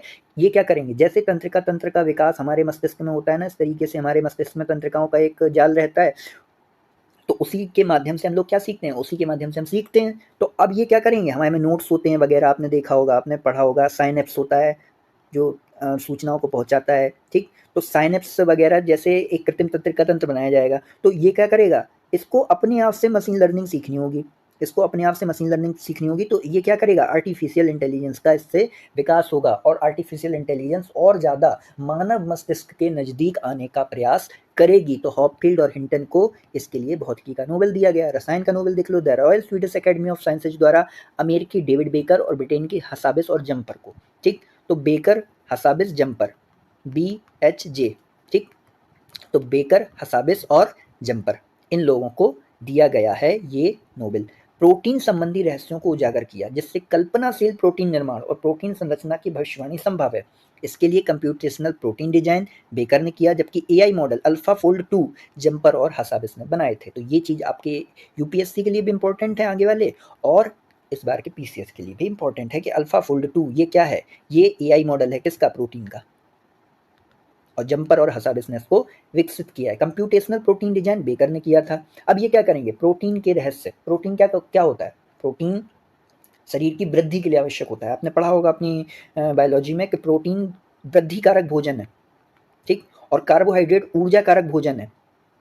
तो हमारे शरीर के लिए प्रोटीन बहुत ज़रूरी होता है, किसी भी शरीर के लिए प्रोटीन बहुत ज़रूरी होता है वृद्धि के लिए। तो प्रोटीन के रहस्य उजागर होंगे, प्रोटीन के निर्माण, प्रोटीन की संरचना। तो आप ये कर सकते हो कि किसी भी व्यक्ति को स्वस्थ रखने के लिए सबसे ज़्यादा ज़रूरी प्रोटीन बना दोगे, और उससे क्या होगा, प्रोटीन पाउडर वगैरह ये सब बनते रहते हैं ना, क्यों बनते हैं, शरीर को पुष्ट रखने के लिए, मजबूत रखने के लिए। तो अगर हमने प्रोटीन के रहस्य उजागर कर दिए, तो हम एक स्वास्थ्य संवर्धित विश्व की तरफ कदम बढ़ा देंगे। ठीक, तो डेविड बेकर ने बेकरी में प्रोटीन बना दिया। हसाबिस, जम्पर, साहित्य में देख लो, the Royal Swedish Academy of Sciences, ये भी हानकांग, दक्षिण कोरिया की हानकांग को मिला है। इनका फेमस उपन्यास है द वेजिटेरियन, काव्यात्मक गद्य के लिए इन्हें मिला है। ये चीज़ इंपॉर्टेंट है कि इन्हें जो पुरस्कार मिला वो किस विधा के लिए मिला, तो काव्यात्मक गद्य की विधा का विकास करने के लिए इन्हें ये पुरस्कार दिया गया है। साहित्य हेतु नोबेल प्राप्त करता पहली साउथ कोरियन जबकि पहली एशियन महिला। ठीक, पहली साउथ कोरियन जबकि पहली एशियन महिला। ठीक, तो साउथ कोरियन भी पहली हैं और पहली एशियन महिला भी हैं, जबकि दूसरी साउथ कोरियन नोबेल विजेता हैं। ये चीज़ आपको याद रखना है कि अगर महिलाओं की बात की जाए, महिला वर्ग की बात की जाए, तो साउथ कोरिया में भी पहली महिला हैं जिन्हें पुरस्कार मिला, और एशिया में भी पहली महिला है। चूंकि साउथ कोरिया एशिया का अंग है, तो जब एशिया की पहली महिला होंगी तो साउथ कोरिया की तो अपनी हो जाएंगी, अपने आप हो जाएंगी। लेकिन अगर साउथ कोरिया में पर्सन की बात की जाए, पर्सन की बात की जाए, तो भैया ये सेकंड पर्सन है साउथ कोरियन जिन्हें क्या मिला है, नोबेल पुरस्कार मिला है साहित्य का। ठीक, पहले नोबेल पुरस्कार विजेता कौन थे, किम डे जुंग थे। अब हम लोग चलते हैं शांति के नोबेल की तरफ, जिसके ऊपर एक देश के राष्ट्रपति की नज़र लगी हुई है। दी नॉर्वेजियन नोबेल कमेटी ये पुरस्कार प्रदान करती है। जापानी संगठन निहोन हिदांक्यो को इस बार का यह पुरस्कार दिया गया। हिरोशिमा और नागासाकी में जो जीवित बचे लोग हैं उनका संगठन निहोन हिदांक्यो नाम से जाना जाता है, और परमाणु हथियारों से मुक्ति हेतु ये संगठन कार्यरत है। बहुत ज़्यादा इंपॉर्टेंट। अर्थशास्त्र में तीनों अमेरिकी, डैरेन एसमोग्लू MIT के, साइमन जॉनसन और जेम्स रॉबिन्सन, ये तीनों कहाँ के हैं, अमेरिका के हैं। रॉबिन्सन, जॉनसन और एसमोग्लू, इन तीनों को अर्थशास्त्र का नोबेल दिया गया। मैं तीनों बोल रहा हूँ, अच्छी भाषा शैली का इस्तेमाल करते हैं कि इन तीनों महान व्यक्तित्वों को अर्थशास्त्र का नोबेल दिया गया। संस्थाओं के गठन और आर्थिक समृद्धि पर उनके प्रभाव, कि संस्थाओं का गठन कैसे होता है और आर्थिक समृद्धि को वह कैसे प्रभावित करती हैं। जैसे भारत में अभी SHG का बहुत ज़्यादा रोल चल रहा है, सेल्फ हेल्प ग्रुप्स। तो ये जो ग्रुप्स हैं वो कैसे आर्थिक समृद्धि को प्रमोट करते हैं। नए नए जो संगठन होते हैं, जो संस्थाएं होती हैं, जो इंपॉर्टेंट संस्थाएं होती हैं, जैसे वर्ल्ड बैंक है, जैसे IMF है, ये कैसे आर्थिक समृद्धि पर अपना प्रभाव पैदा करती हैं, इसके बारे में अध्ययन किया और इन लोगों को नोबेल पुरस्कार मिल गया। ठीक, जैसे मोगलू और रॉबिन्सन की बुक आप देख लो, बहुत ज़्यादा इंपॉर्टेंट है मोगलू और रॉबिन्सन की books. Why Nations fail, power and progress, the narrow corridor, economic origins, ये किताब आप याद रखना, वाई नेशंस फेल, ये बहुत ज़्यादा इंपॉर्टेंट किताब है। पावर एंड प्रोग्रेस भी इंपॉर्टेंट है, द नैरो कॉरिडोर और इकोनॉमिक ओरिजिन्स भी। यहाँ पे ये किताब मुझे सबसे ज़्यादा इंपॉर्टेंट लगती है, वाई नेशंस फेल और पावर एंड प्रोग्रेस। अब हम लोग चलते हैं सूचकांकों की तरफ, जिसमें सितंबर सूचकांक के बारे में देखते हैं। विश्व प्रतिभा रैंकिंग आईएमडी निकालता है, भारत की इसमें रैंकिंग है 58वीं और इसमें स्विट्जरलैंड शीर्ष पर है। तो विश्व प्रतिभा रैंकिंग में आईएमडी शीर्ष पर है, आईएमडी निकालता है, भारत 58वें नंबर पे है और स्विट्जरलैंड शीर्ष पर है। वैश्विक नवाचार सूचकांक के बारे में देख लेते हैं, बीपो निकालता है, वैश्विक बौद्धिक संपदा संगठन। पोर्टुलन संस्थान इसकी सहायता करता है। भारत की इस समय 39वीं रैंक है। निम्न मध्यम आय वाली अर्थव्यवस्थाओं में भारत प्रथम स्थान पे है और दूसरी मध्य एवं दक्षिण एशिया में सबसे नवाचारी इकोनॉमी भी भारत की है। शीर्षक इसका क्या था? सामाजिक उद्यमिता के वादे को उजागर करना। तो सामाजिक उद्यमिता, नवाचार में क्या करना है? सामाजिक उद्यमिता के वादे को उजागर करना है। स्विट्जरलैंड इसमें शीर्ष पर है, 14 सालों से विश्व की सबसे नवाचारी अर्थव्यवस्था है। नवाचार का मतलब होता है कि पहले कोई खोज हो चुकी है, अब आप उसको और ज़्यादा विकसित कर रहे हो। जैसे बल्ब का आविष्कार हुआ तो बल्ब से फिर एलईडी बनी, एलईडी के बाद अगर आप देखो कि एलईडी के बाद कौन सी लाइट अब विकसित हो सकती है, तो एलईडी के बाद अगर कोई लाइट विकसित होती है जिसका प्रयोग हम करते हैं तो उसको क्या बोला जाएगा? उसको नवाचार बोला जाएगा। ठीक, तो आधार क्या है इसके? संस्थान, मानव पूंजी एवं अनुसंधान, बुनियादी ढांचा, बाजार विशेषज्ञता, व्यावसायिक विशेषज्ञता, ज्ञान एवं प्रौद्योगिकी निर्गत, रचनात्मक निर्गत, ये सारी क्या है? ये इसके आधार हैं सूचकांक को बनाने के। अब हम लोग चलते हैं आगे। अक्टूबर में जो सूचकांक आए, टाइम्स ग्लोबल विश्वविद्यालय रैंकिंग, टाइम्स हायर एजुकेशन द्वारा निकाला जाता है। आयाम क्या है? शिक्षण, अनुसंधान परिवेश, अनुसंधान गुणवत्ता, अंतर्राष्ट्रीय दृष्टिकोण और उद्योग। आप बस इनको एक बार पढ़ लेना, उतने परीक्षा के लिए जरूरी नहीं है, लेकिन जो ज़्यादा इंपॉर्टेंट है उनके बारे में हम लोगों को देखना होगा कि उनसे प्रश्न बन सकते हैं। जो यूपीएससी में पूछे गए हैं उनके जो आधार हैं उनको जरूर आपको याद रखना है। भारत से 107 संस्थान इस रैंकिंग में शामिल किए गए थे, कोई भी टॉप 200 में शामिल नहीं हुआ। टाइम्स ग्लोबल विश्वविद्यालय रैंकिंग, ठीक, तो ग्लोबल वाले में कोई भी शामिल नहीं है। आईआईएससी बेंगलुरु भारत में शीर्ष पर था, जो 251 से 300 रैंक समूह में आया था। अमेरिकी संस्थान सर्वाधिक थे, ऑक्सफोर्ड इसमें फर्स्ट स्थान पर था। 19वां वैश्विक भूख सूचकांक देख लेते हैं। 19वां वैश्विक भूख सूचकांक 10 अक्टूबर को ये जारी किया गया और भारत की इसमें कम स्कोर अच्छी स्थिति को बताता है और ज़्यादा स्कोर बुरी स्थिति को बताता है। Concern world wide, wealth hunger help और अकादमिक भागीदार है अंतर्राष्ट्रीय शांति कानून और हथियारबंद संघर्ष संस्थान। पहचान भी नहीं पाओगे कि वैश्विक भूख सूचकांक में इस संस्थान का क्या काम है, लेकिन है, तो आप याद कर लो कि अकादमिक भागीदार ये वाला संस्थान है। 105वीं रैंक है भारत की, गंभीर स्थिति है। ठीक, तो वैश्विक भूख के मामले में भारत की रैंकिंग क्या है? 105वीं। ठीक, तो 105, जो 5 रुपए में जो काम हो जाना चाहिए, 5 रुपए में खाना मिल जाना चाहिए, वो 105 में भी नहीं मिल रहा। तो इस तरीके से याद कर लो। केंद्रीय विषय क्या है? लैंगिक न्याय किस प्रकार जलवायु प्रतिरोधक क्षमता और भूख मुक्ति को बढ़ावा दे सकता है। चरम भयावह स्थिति की अगर बात की जाए, इसमें एक रैंकिंग होती है चरम भयावह स्थिति, कोई देश इसमें शामिल नहीं है। भयावह स्थिति में 6 देश शामिल हैं, जैसे सोमालिया, मेडागास्कर, चाड, यमन, बुरुंडी और दक्षिणी सूडान। ये देश किसमें शामिल हैं? ये देश भयावह स्थिति में शामिल हैं। अब देखो, एग्जामिनर को अगर यहाँ से क्वेश्चन बनाना होगा तो सबसे आसान ऑप्शन उसके पास क्या होगा गलत बनाने का? सूडान। यहाँ पे सूडान नहीं है, दक्षिणी सूडान है, सूडान नहीं है। तो अगर वो यहाँ से प्रश्न बनाएगा कि भयावह स्थिति में 6 देश शामिल हैं, निम्नलिखित में से कौन सा देश इसमें शामिल नहीं है, तो आप केवल और केवल सूडान को खोजना, क्योंकि सूडान ऑप्शन बनाना सबसे आसान तरीका है यहाँ पर। भुखमरी की वैश्विक स्थिति मध्यम है, तो वैश्विक स्थिति क्या है? मध्यम है। और भारत की स्थिति क्या है? गंभीर है। ठीक, शुरू के 22 देशों को व्यक्तिगत रैंक नहीं, सामूहिक रैंक प्रदान की जाती है, इसीलिए इसमें नंबर 1, 2, 3, 4 का कोई कंसेप्ट नहीं है। अब वैश्विक पेंशन सूचकांक देख लेते हैं, सीएफए संस्थान द्वारा दिया जाता है। मोनास और मर्सर का इसमें सहयोग रहता है, तो मोनास और मर्सर संस्थान सीएफए संस्थान द्वारा प्रकाशित वैश्विक पेंशन सूचकांक में सहयोग करते हैं। भारत आखिरी 48वें स्थान पे है। नीदरलैंड में सबसे ज्यादा पेंशन दी जा रही है, तो नीदरलैंड में एकदम सब लोग मस्त हैं। नीदरलैंड, ठीक, नीदर मतलब नीदर नॉर, कोई चिंता की बात नहीं है, नीदर नॉर, क्योंकि पेंशन आ रही है, तो नीदर नॉर कोई चिंता की बात नहीं है, पेंशन आ रही है। भारत 48वें नंबर पे, क्योंकि भारत में अभी युवा संख्या ज़्यादा है तो बुजुर्गों पे ज़्यादा ध्यान नहीं दिया जा रहा, तो भारत 48वें नंबर पे। हालांकि भारत सरकार इन सब दावों का, इन सब रैंकिंग्स का विश्वास नहीं करती है और नहीं भी करना चाहिए, क्योंकि बहुत सारे आंकड़े ऐसे हैं जो भारत के हिसाब से नहीं है। वैश्विक बहुआयामी गरीबी सूचकांक देख लो आप, 3 आयाम, ये आपको इंपॉर्टेंट है, ये चीज़ आपको याद रखनी है। स्वास्थ्य, शिक्षा स्तर, शिक्षा और जीवन स्तर, ये 3 आयाम है वैश्विक बहुआयामी गरीबी सूचकांक के। ठीक, वैश्विक बहुआयामी गरीबी सूचकांक 3 आयाम, स्वास्थ्य, शिक्षा, जीवन स्तर। OPHI, Oxford Poverty and Human Development Initiative, HDRO, Human Development Research Office, Alkire Foster विधि। तो बहुआयामी गरीबी किसके सूचकांक के हिसाब से निकाली जाती है? OPHI Oxford poverty and Human Development initiative के द्वारा निकाली जाती है। ह्यूमन डेवलपमेंट रिसर्च ऑफिस में सहयोग की भूमिका निभाता है और ये विधि अल-कीरे फॉस्टर विधि के नाम से जानी जाती है। सर्वाधिक गरीब भारत में है 234 मिलियन। गरीबी कम करने के मामले में भी भारत शीर्ष पर रहा, पाकिस्तान सेकंड और इथियोपिया इसमें थर्ड मामले पे है। ठीक, केंद्रीय विषय क्या था? संघर्ष के मध्य गरीबी, क्योंकि संघर्ष चल रहे हैं। आप दुनिया में देखो हर जगह पे कंबोडिया और थाईलैंड लड़ रहे थे।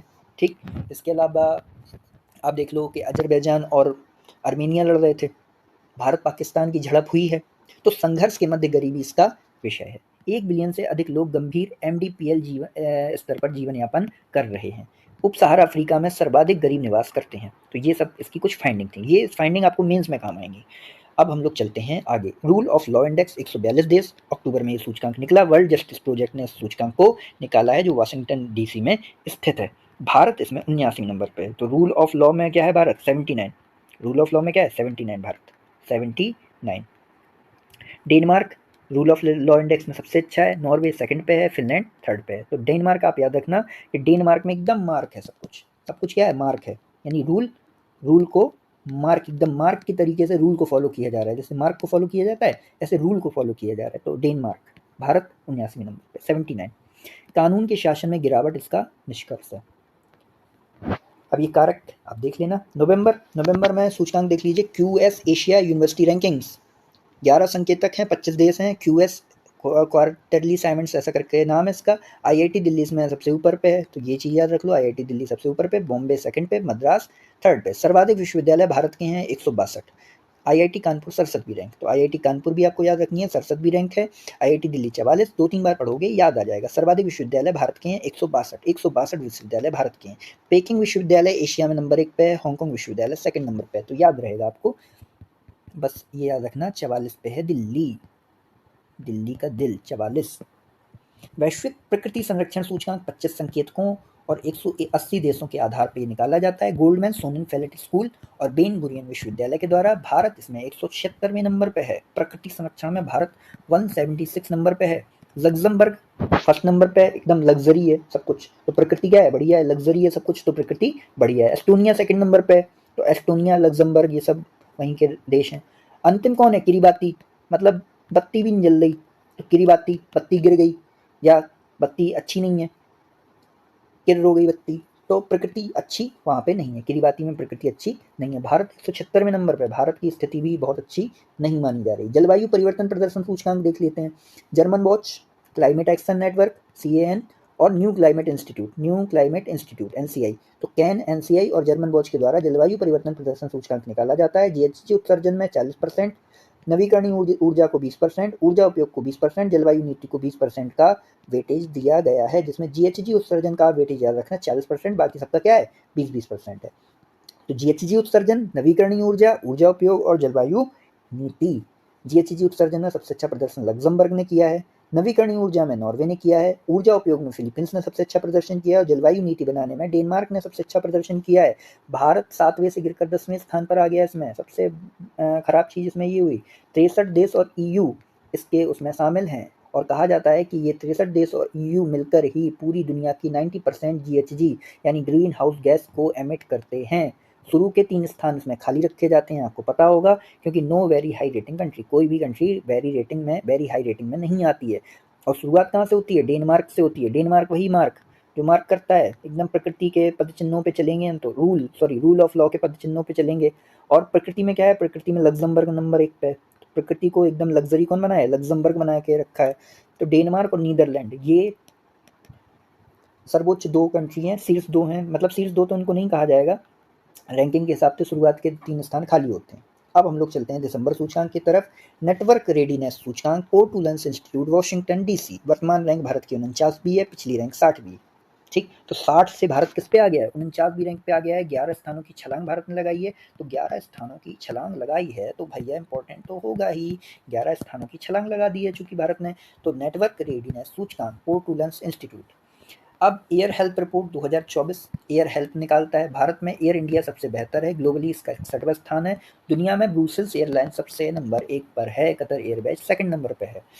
तो एयर हेल्थ में ब्रूसेल्स एयरलाइंस नंबर 1 पे बेल्जियम की, और एयर हेल्थ जो रिपोर्ट निकालता है उसके हिसाब से एयर इंडिया 61वें स्थान पे। तो एयर ब्रुसेल्स। ये चीज़ आपको याद रखना है। शीर्ष खाद्य शहर स्वाद एटलस, खाद्य व यात्रा गाइड स्वाद एटलस निकालता है। तो भारत में बड़ा पाव के लिए मुंबई शीर्ष पर और ग्लोबली 5th रैंक पर है। पिज्जा मार्गरीटा विश्व स्तर पर इटली का नेपल्स का जो पिज्जा मार्गरीटा है वो शीर्ष पर है। तो शीर्ष खाद्य शहर में इटली का नेपल्स। इस इंडिया स्किल्स रिपोर्ट वी वॉक्स निकालता है। AICTE, CI और भारतीय विश्वविद्यालय संघ का इसमें सहयोग रहता है। वी वॉक्स का नाम याद रखना। इंडिया स्किल्स रिपोर्ट टॉप 3, इसमें महाराष्ट्र पहले नंबर पे है, 84% रोजगार दर है महाराष्ट्र की। दिल्ली की सेकंड है, कर्नाटक की तीसरी है और केरल का इसमें 5वां स्थान है। तो केरल इसमें टॉप नहीं कर रहा है इंडिया स्किल्स रिपोर्ट में। अब हम लोग चलते हैं जनवरी सूचकांक की तरफ। Times Higher education ranking 10th पत्रिका निकालेगी। IISc बेंगलुरु 99वें स्थान पर आ गया। पहली बार कोई भारतीय संस्थान टॉप 100 में रहा है, ये चीज़ इंपॉर्टेंट है। टाइम्स हायर एजुकेशन रैंकिंग बहुत ज़्यादा इंपॉर्टेंट है, बहुत ज़्यादा। ऑक्सफोर्ड लगातार 9वें वर्ष पहले स्थान पर रहा। MIT सेकंड स्थान पर रहा। तो ऊपर जो हम लोगों ने पढ़ा था कि टॉप 100 में कोई संस्थान नहीं है या टॉप 200 में नहीं है, इस बार बदल गया मामला। Global fire power index globalfirepower.com निकालता है। भारत चौथे स्थान पर है, किस मामले में? सैन्य शक्ति में। तो चाहे सैन्य शक्ति की बात हो, चाहे रक्षा बजट पर खर्च की बात हो, दोनों मामलों में भारत चौथे स्थान पर है।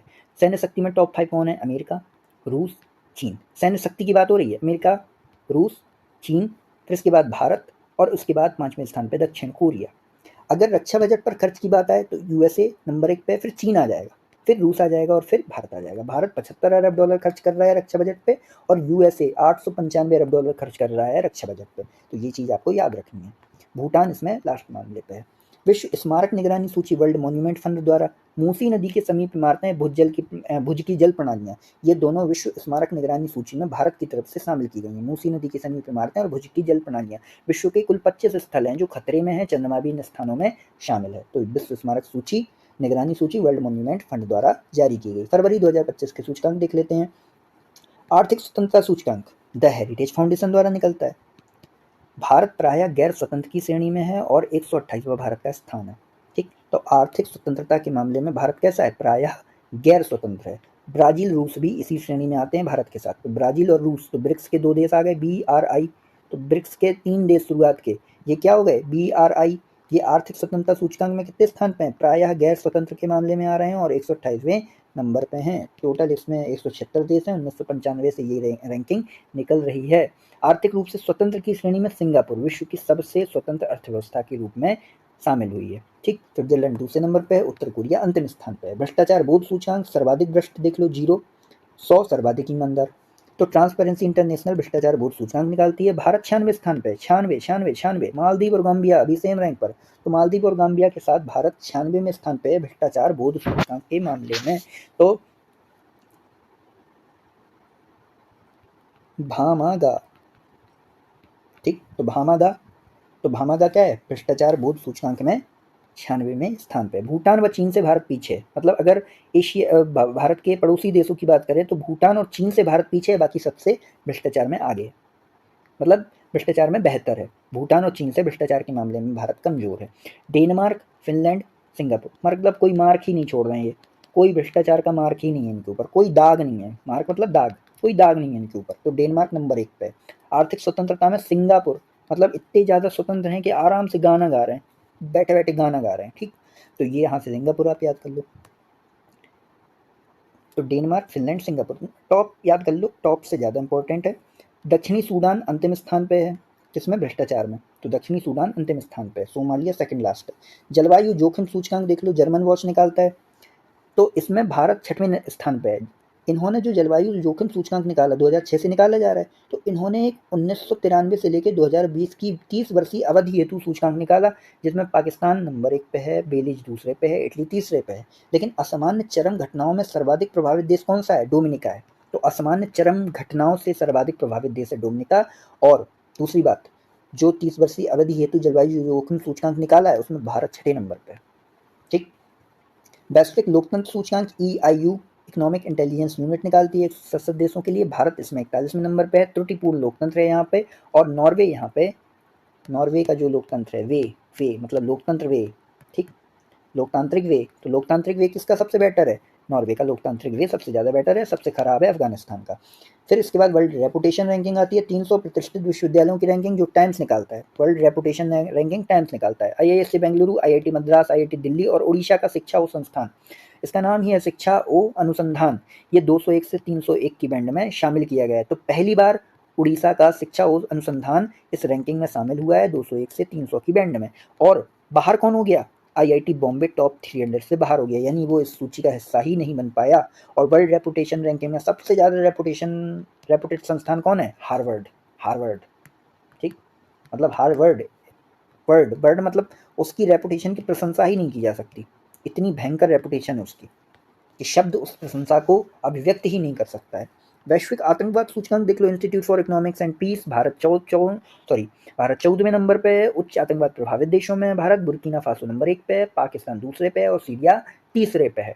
तो आतंकवाद में बुर्किना फासो, पाक, सीरिया। भारत किस नंबर पे? 14वें नंबर पे, 14th नंबर पे है, ठीक। विश्व प्रसन्नता रिपोर्ट, खराब जीवन 0 से प्रदर्शित होता है, 10 उत्कृष्ट जीवन से प्रदर्शित होता है, त्रिवर्षीय इसमें औसत निकाला जाता है प्रसन्नता रिपोर्ट में। ऑक्सफोर्ड और यूके वेलबींग रिसर्च सेंटर के द्वारा विश्व प्रसन्नता रिपोर्ट या खुशहाली रिपोर्ट, बहुत जगह पे खुशहाली रिपोर्ट लिखी रहती है, ठीक। तो हैप्पीनेस इंडेक्स है ये मैम, ठीक। तो हैप्पीनेस रिपोर्ट या हैप्पीनेस इंडेक्स, गैलप, यूएनएचडीएसएन आदि का इसमें सहयोग रहता है। कैंट्रिल लेटर विधि का इसमें प्रयोग किया जाता है। अकीले फॉस्टर विधि का प्रयोग किसमें किया जाता है? आप कमेंट बॉक्स में बताना, ठीक।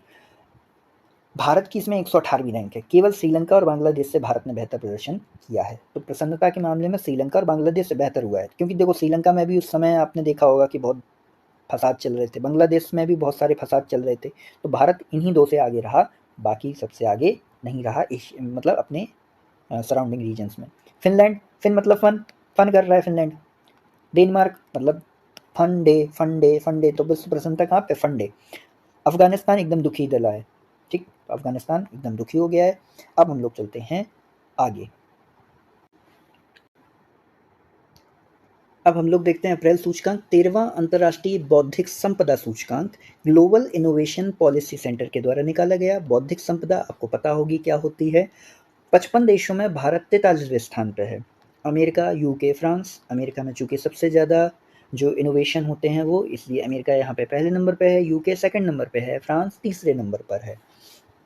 अब हम देखते हैं वैश्विक पवन ऊर्जा रिपोर्ट के बारे में। वैश्विक पवन ऊर्जा परिषद द्वारा ये रिपोर्ट लंदन से प्रकाशित की जाती है। भारत इस मामले में चौथे स्थान पर है, यानी भारत में कुल स्थापित क्षमता जो वैश्विक पवन ऊर्जा की है, पवन ऊर्जा की कुल स्थापित क्षमता भारत में चौथे नंबर पर भारत विश्व में आता है। चीन विश्व की लगभग 46% विंड एनर्जी क्षमता रखता है अकेले। इसके बाद दूसरे नंबर पे अमेरिका आता है, तीसरे नंबर पर जर्मनी आता है और चौथे नंबर पर आता है भारत। अब हम देखते हैं विश्व सामाजिक रिपोर्ट के बारे में, जिसका शीर्षक इस बार था सामाजिक प्रगति में तेजी लाने के लिए नई नीतिगत सहमति। यूएनडेसा इस रिपोर्ट को प्रकाशित करता है और इसमें सहयोग विश्व विकास आर्थिक अनुसंधान संस्थान जो यूएन की यूनिवर्सिटी है वो करती है। 29 देशों में टॉप 1% के पास कुल आय का 20% मौजूद है। भारत अमेरिका में यही स्थिति मौजूद है और दुनिया का प्रत्येक 5वां व्यक्ति जलवायु आपदाओं के उच्च जोखिम स्तर पर आता है। तो विश्व सामाजिक रिपोर्ट हमें ये संकेत करती है कि हमें अपनी बेहतर व्यवस्था बनानी होगी, हमें सामाजिक समावेशन पर बहुत ज़्यादा बल देना होगा। अब हम आते हैं Times Higher Education Asia ranking पर, जिसमें आईआईएससी बेंगलुरु 38वें स्थान पर है और अन्ना विश्वविद्यालय 111वें स्थान पर है। सिंघुआ और पेकिंग यूनिवर्सिटी इसमें कहाँ पे हैं? सिंघुआ और पेकिंग यूनिवर्सिटी पहले और दूसरे स्थान पर काबिज हैं। तो टाइम्स हायर एजुकेशन ये रैंकिंग निकालता है टाइम्स। अब वैश्विक सैन्य खर्च प्रवृत्तियाँ, ये हमने पहले ही देख ली हैं कि सैन्य खर्च प्रवृत्तियों के मामले में सिप्री ये रिपोर्ट निकालती है और भारत इस बार इस समय 5वें स्थान पर मौजूद है। अमेरिका सबसे पहले नंबर पे, चीन दूसरे नंबर पे, तीसरे नंबर पे रूस, चौथे पे जर्मनी और 5वें पे भारत। शीर्ष 5 की 60% के लगभग हिस्सेदारी आती है। तो वैश्विक सैन्य खर्च प्रवृत्तियों में जो सिप्री की रिपोर्ट है ये रिपोर्ट अलग है। और देखिए, एक रिपोर्ट वैश्विक सैन्य खर्च प्रवृत्तियाँ है और एक है जीडीपी के अनुसार आप कितना खर्च कर रहे हो रक्षा बजट पर, रक्षा पर कितना खर्च कर रहे हो, वो रिपोर्ट अलग है। ग्लोबल फायर पावर की जो रिपोर्ट आती है उसके अंतर्गत आती है, जिसमें भारत को चौथा नंबर दिया गया है। तो ये चीज़ थोड़ा सा आप याद रखना, जिसमें सबसे इंपॉर्टेंट सिप्री की रिपोर्ट है। अब हम चलते हैं मई के सूचकांकों की तरफ। विश्व प्रेस स्वतंत्रता सूचकांक रिपोर्टर्स विदाउट बॉर्डर्स निकालता है। भारत 151वें नंबर पे 8 स्थानों के सुधार के साथ। तो 8 स्थानों के सुधार के साथ भारत 151वें नंबर पे आ गया, यानी पहले भारत 159वें नंबर पे था, ठीक, 2024 में। अब 5 संकेतक हैं इसके: राजनीतिक, आर्थिक, विधिक, सामाजिक, सांस्कृतिक और सुरक्षा। अगर इन 5 संकेतकों की बात करी जाए तो भारत की सबसे अच्छी रैंकिंग आर्थिक मामले में और सामाजिक सांस्कृतिक मामले में भारत की रैंकिंग सबसे खराब बताई गई है। विषय क्या है? साहसी नई दुनिया में रिपोर्टिंग। बहुत ज़्यादा इंपॉर्टेंट है ये विषय, ठीक। साहसी नई दुनिया में रिपोर्टिंग। वैश्विक स्थिति कैसी है? कठिन है। दुनिया के आधे से अधिक देश इस बात से प्रभावित हैं, इसीलिए संघर्ष भी चल रहे हैं और दूसरे देशों में खास तौर पे जो अभिव्यक्ति की आज़ादी है उसको छीनने का भी प्रयास बहुत सारे देशों में चल रहा है। टॉप 3 कौन से हैं? नॉर्वे, लोकतांत्रिक वे, आपको पता है, तो जिसमें लोकतंत्र सबसे अच्छा होगा उसमें ही प्रेस की स्वतंत्रता भी सबसे अच्छी होगी। तो लोकतांत्रिक वे पे चल रहा है नॉर्वे, तो प्रेस स्वतंत्रता में भी नंबर 1 पे है नॉर्वे, एस्टोनिया। अंतिम 3 कौन से हैं? इरिट्रिया। इरिट्रिया में एकदम इरिटेट कर दिया है इरिट्रिया ने। इरिट्रिया वाले क्या होते हैं? इरिटेट हो जाते हैं मीडिया की बातें सुनकर, तो वहाँ पर मीडिया को प्रतिबंधित कर दिया जाता है। उत्तर कोरिया 179वें नंबर पे। जून सूचकांक में देख लेते हैं। वैश्विक लैंगिक अंतराल रिपोर्ट विश्व आर्थिक मंच के द्वारा जारी की गई 0 लैंगिक असमानता को बताता है, जबकि 100 लैंगिक समानता को बताता है। 4 आयाम क्या हैं इसके? राजनीतिक सशक्तिकरण, शिक्षा प्राप्ति, स्वास्थ्य एवं उत्तरजीविता, आर्थिक भागीदारी और अवसर। ये लैंगिक अंतराल रिपोर्ट के चारों आयाम आपको याद होने चाहिए। भारत 129 से खिसककर 131वें स्थान पर आ गया है, ये चीज़ आपको याद रखनी है। भारत केवल पाकिस्तान व मालदीव से ही बेहतर है दक्षिण एशिया में, ठीक। तो इस मामले में केवल पाकिस्तान और मालदीव से बेहतर है लैंगिक अंतराल में, बाकी समूह से पीछे है। जैसे हम लोगों ने देखा था कि प्रसन्नता के मामले में हम लोगों ने देखा था कि बांग्लादेश और श्रीलंका जो संघर्ष प्रभावित क्षेत्र थे उनसे भारत बेहतर था, बांग्लादेश और श्रीलंका, ठीक। भ्रष्टाचार के मामले में अगर देखा जाए, भ्रष्टाचार के मामले में भारत, चीन और भूटान इनसे खराब था, बाकियों से बेहतर था। तो आइसलैंड लैंगिक अंतराल में एकदम आइस जम गई है, लैंगिक अंतराल एकदम बढ़िया है, ठीक, समान है। तो आइसलैंड और फिनलैंड ये लैंगिक अंतराल में सबसे बेहतर है। पाकिस्तान लैंगिक अंतराल में अंतिम स्थान पे है, 148। वैश्विक शांति सूचकांक 2007 में किल्लेलिया के माध्यम से, किल्लेलिया एक संस्थान था जिसने वैश्विक शांति सूचकांक की अवधारणा दी थी, और इसमें कुल देश 163 हैं, 23 संकेतक हैं। Institute for Economics and Peace वर्तमान में इस सूचकांक को निकालता है। भारत इसमें 115वें नंबर पे है, 115, 115। तो शांति में 115। मध्य पूर्व और उत्तर अफ्रीका सबसे शांतिपूर्ण क्षेत्र हैं, और आइसलैंड यहाँ पर भी शांतिपूर्ण देश है, क्योंकि जहाँ पे लैंगिक अंतराल कम रहेगा वो देश उतना ही ज़्यादा शांत रहेगा, ठीक। तो आइसलैंड सबसे ज़्यादा शांत है, इसके बाद आयरलैंड का नंबर आता है, अंतिम नंबर यमन का आता है जहाँ पर बहुत ज़्यादा तनाव और अशांति अभिव्याप्त है। अब हम लोग चलते हैं ग्लोबल लिवेबिलिटी इंडेक्स की तरफ, जो इकोनॉमिक इंटेलिजेंस यूनिट निकालता है, इकोनॉमिक इंटेलिजेंस यूनिट EIU निकालता है। 5 आयाम आप देख लेना। दिल्ली मुंबई संयुक्त रूप से 141वें स्थान पर है। कोपनहेगन लिवेबिलिटी के हिसाब से कोपनहेगन और वियना ये टॉप 1 और 2 कंट्री आते हैं। दमिश्क इसमें अंतिम स्थान पर आता है। ऊर्जा संक्रमण सूचकांक देख लीजिए, ऊर्जा समानता, पर्यावरणीय स्थिरता और ऊर्जा सुरक्षा, इसके 3 आयाम हैं। WEF इस रेटिंग को निकालता है और भारत इसमें 71वें स्थान पर है। स्वीडन, फिनलैंड, डेनमार्क, स्वीडन इसमें नंबर 1 पे है। तो ऊर्जा एकदम स्वीट है, तो स्वीट ऊर्जा कहाँ पे मिल रही है? स्वीडन को मिल रही है। Fostering effective energy transition report के अंतर्गत इस रिपोर्ट को प्रकाशित किया जाता है। QS वर्ल्ड यूनिवर्सिटी रैंकिंग्स, ये पता नहीं कितनी रैंकिंग निकालते हैं, इनको हमें समझ में ही नहीं आता है कि कितनी रैंकिंग ये साल भर में निकाल देते हैं। इनके पास रैंकिंग निकालने के अलावा और कोई काम ही नहीं है आई थिंक। भारत के top 3 IIT Delhi, IIT Bombay, IIT Madras, ठीक। तो अपन ने देखा था जब QS World Asia ranking, Asia university ranking में भी देखा था, तो IIT दिल्ली कितने नंबर पे था? 44वें नंबर पे था।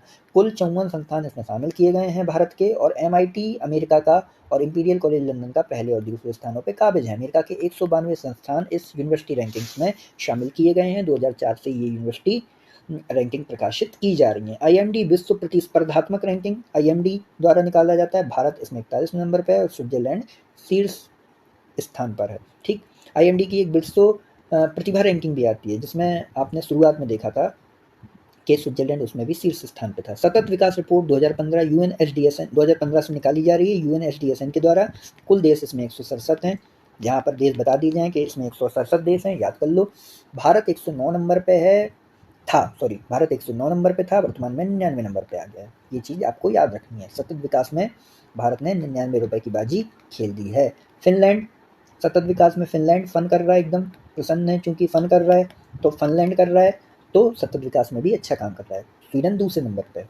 Financing sustainable development to 2030 and mid century, ये इसका शीर्षक है। फाइनेंसिंग सस्टेनेबल डेवलपमेंट, देख रहे हो आप, हर जगह पे सस्टेनेबल डेवलपमेंट आ रहा है। Sustainable development to 2030 and mid century, तो फाइनेंस करना है ये। दक्षिणी सूडान इसमें अंतिम पायदान पे। न्यूम्बियो सेफ्टी इंडेक्स, ये घटनासार से कुछ इंडेक्स थे जो इंपॉर्टेंट थे, उनको शामिल किया गया है। न्यूम्बियो सेफ्टी इंडेक्स 148 देश इसमें है। अगस्त 2025 में ये इंडेक्स निकला था। न्यूम्बियो द्वारा सबसे सुरक्षित जो सुरक्षा कानून क्रियान्वयन दक्षता व अपराध दर पर आधारित एक रिपोर्ट है, जो ये निकालती है कि सबसे सुरक्षित वर्ल्ड में स्थान कौन कौन से हैं।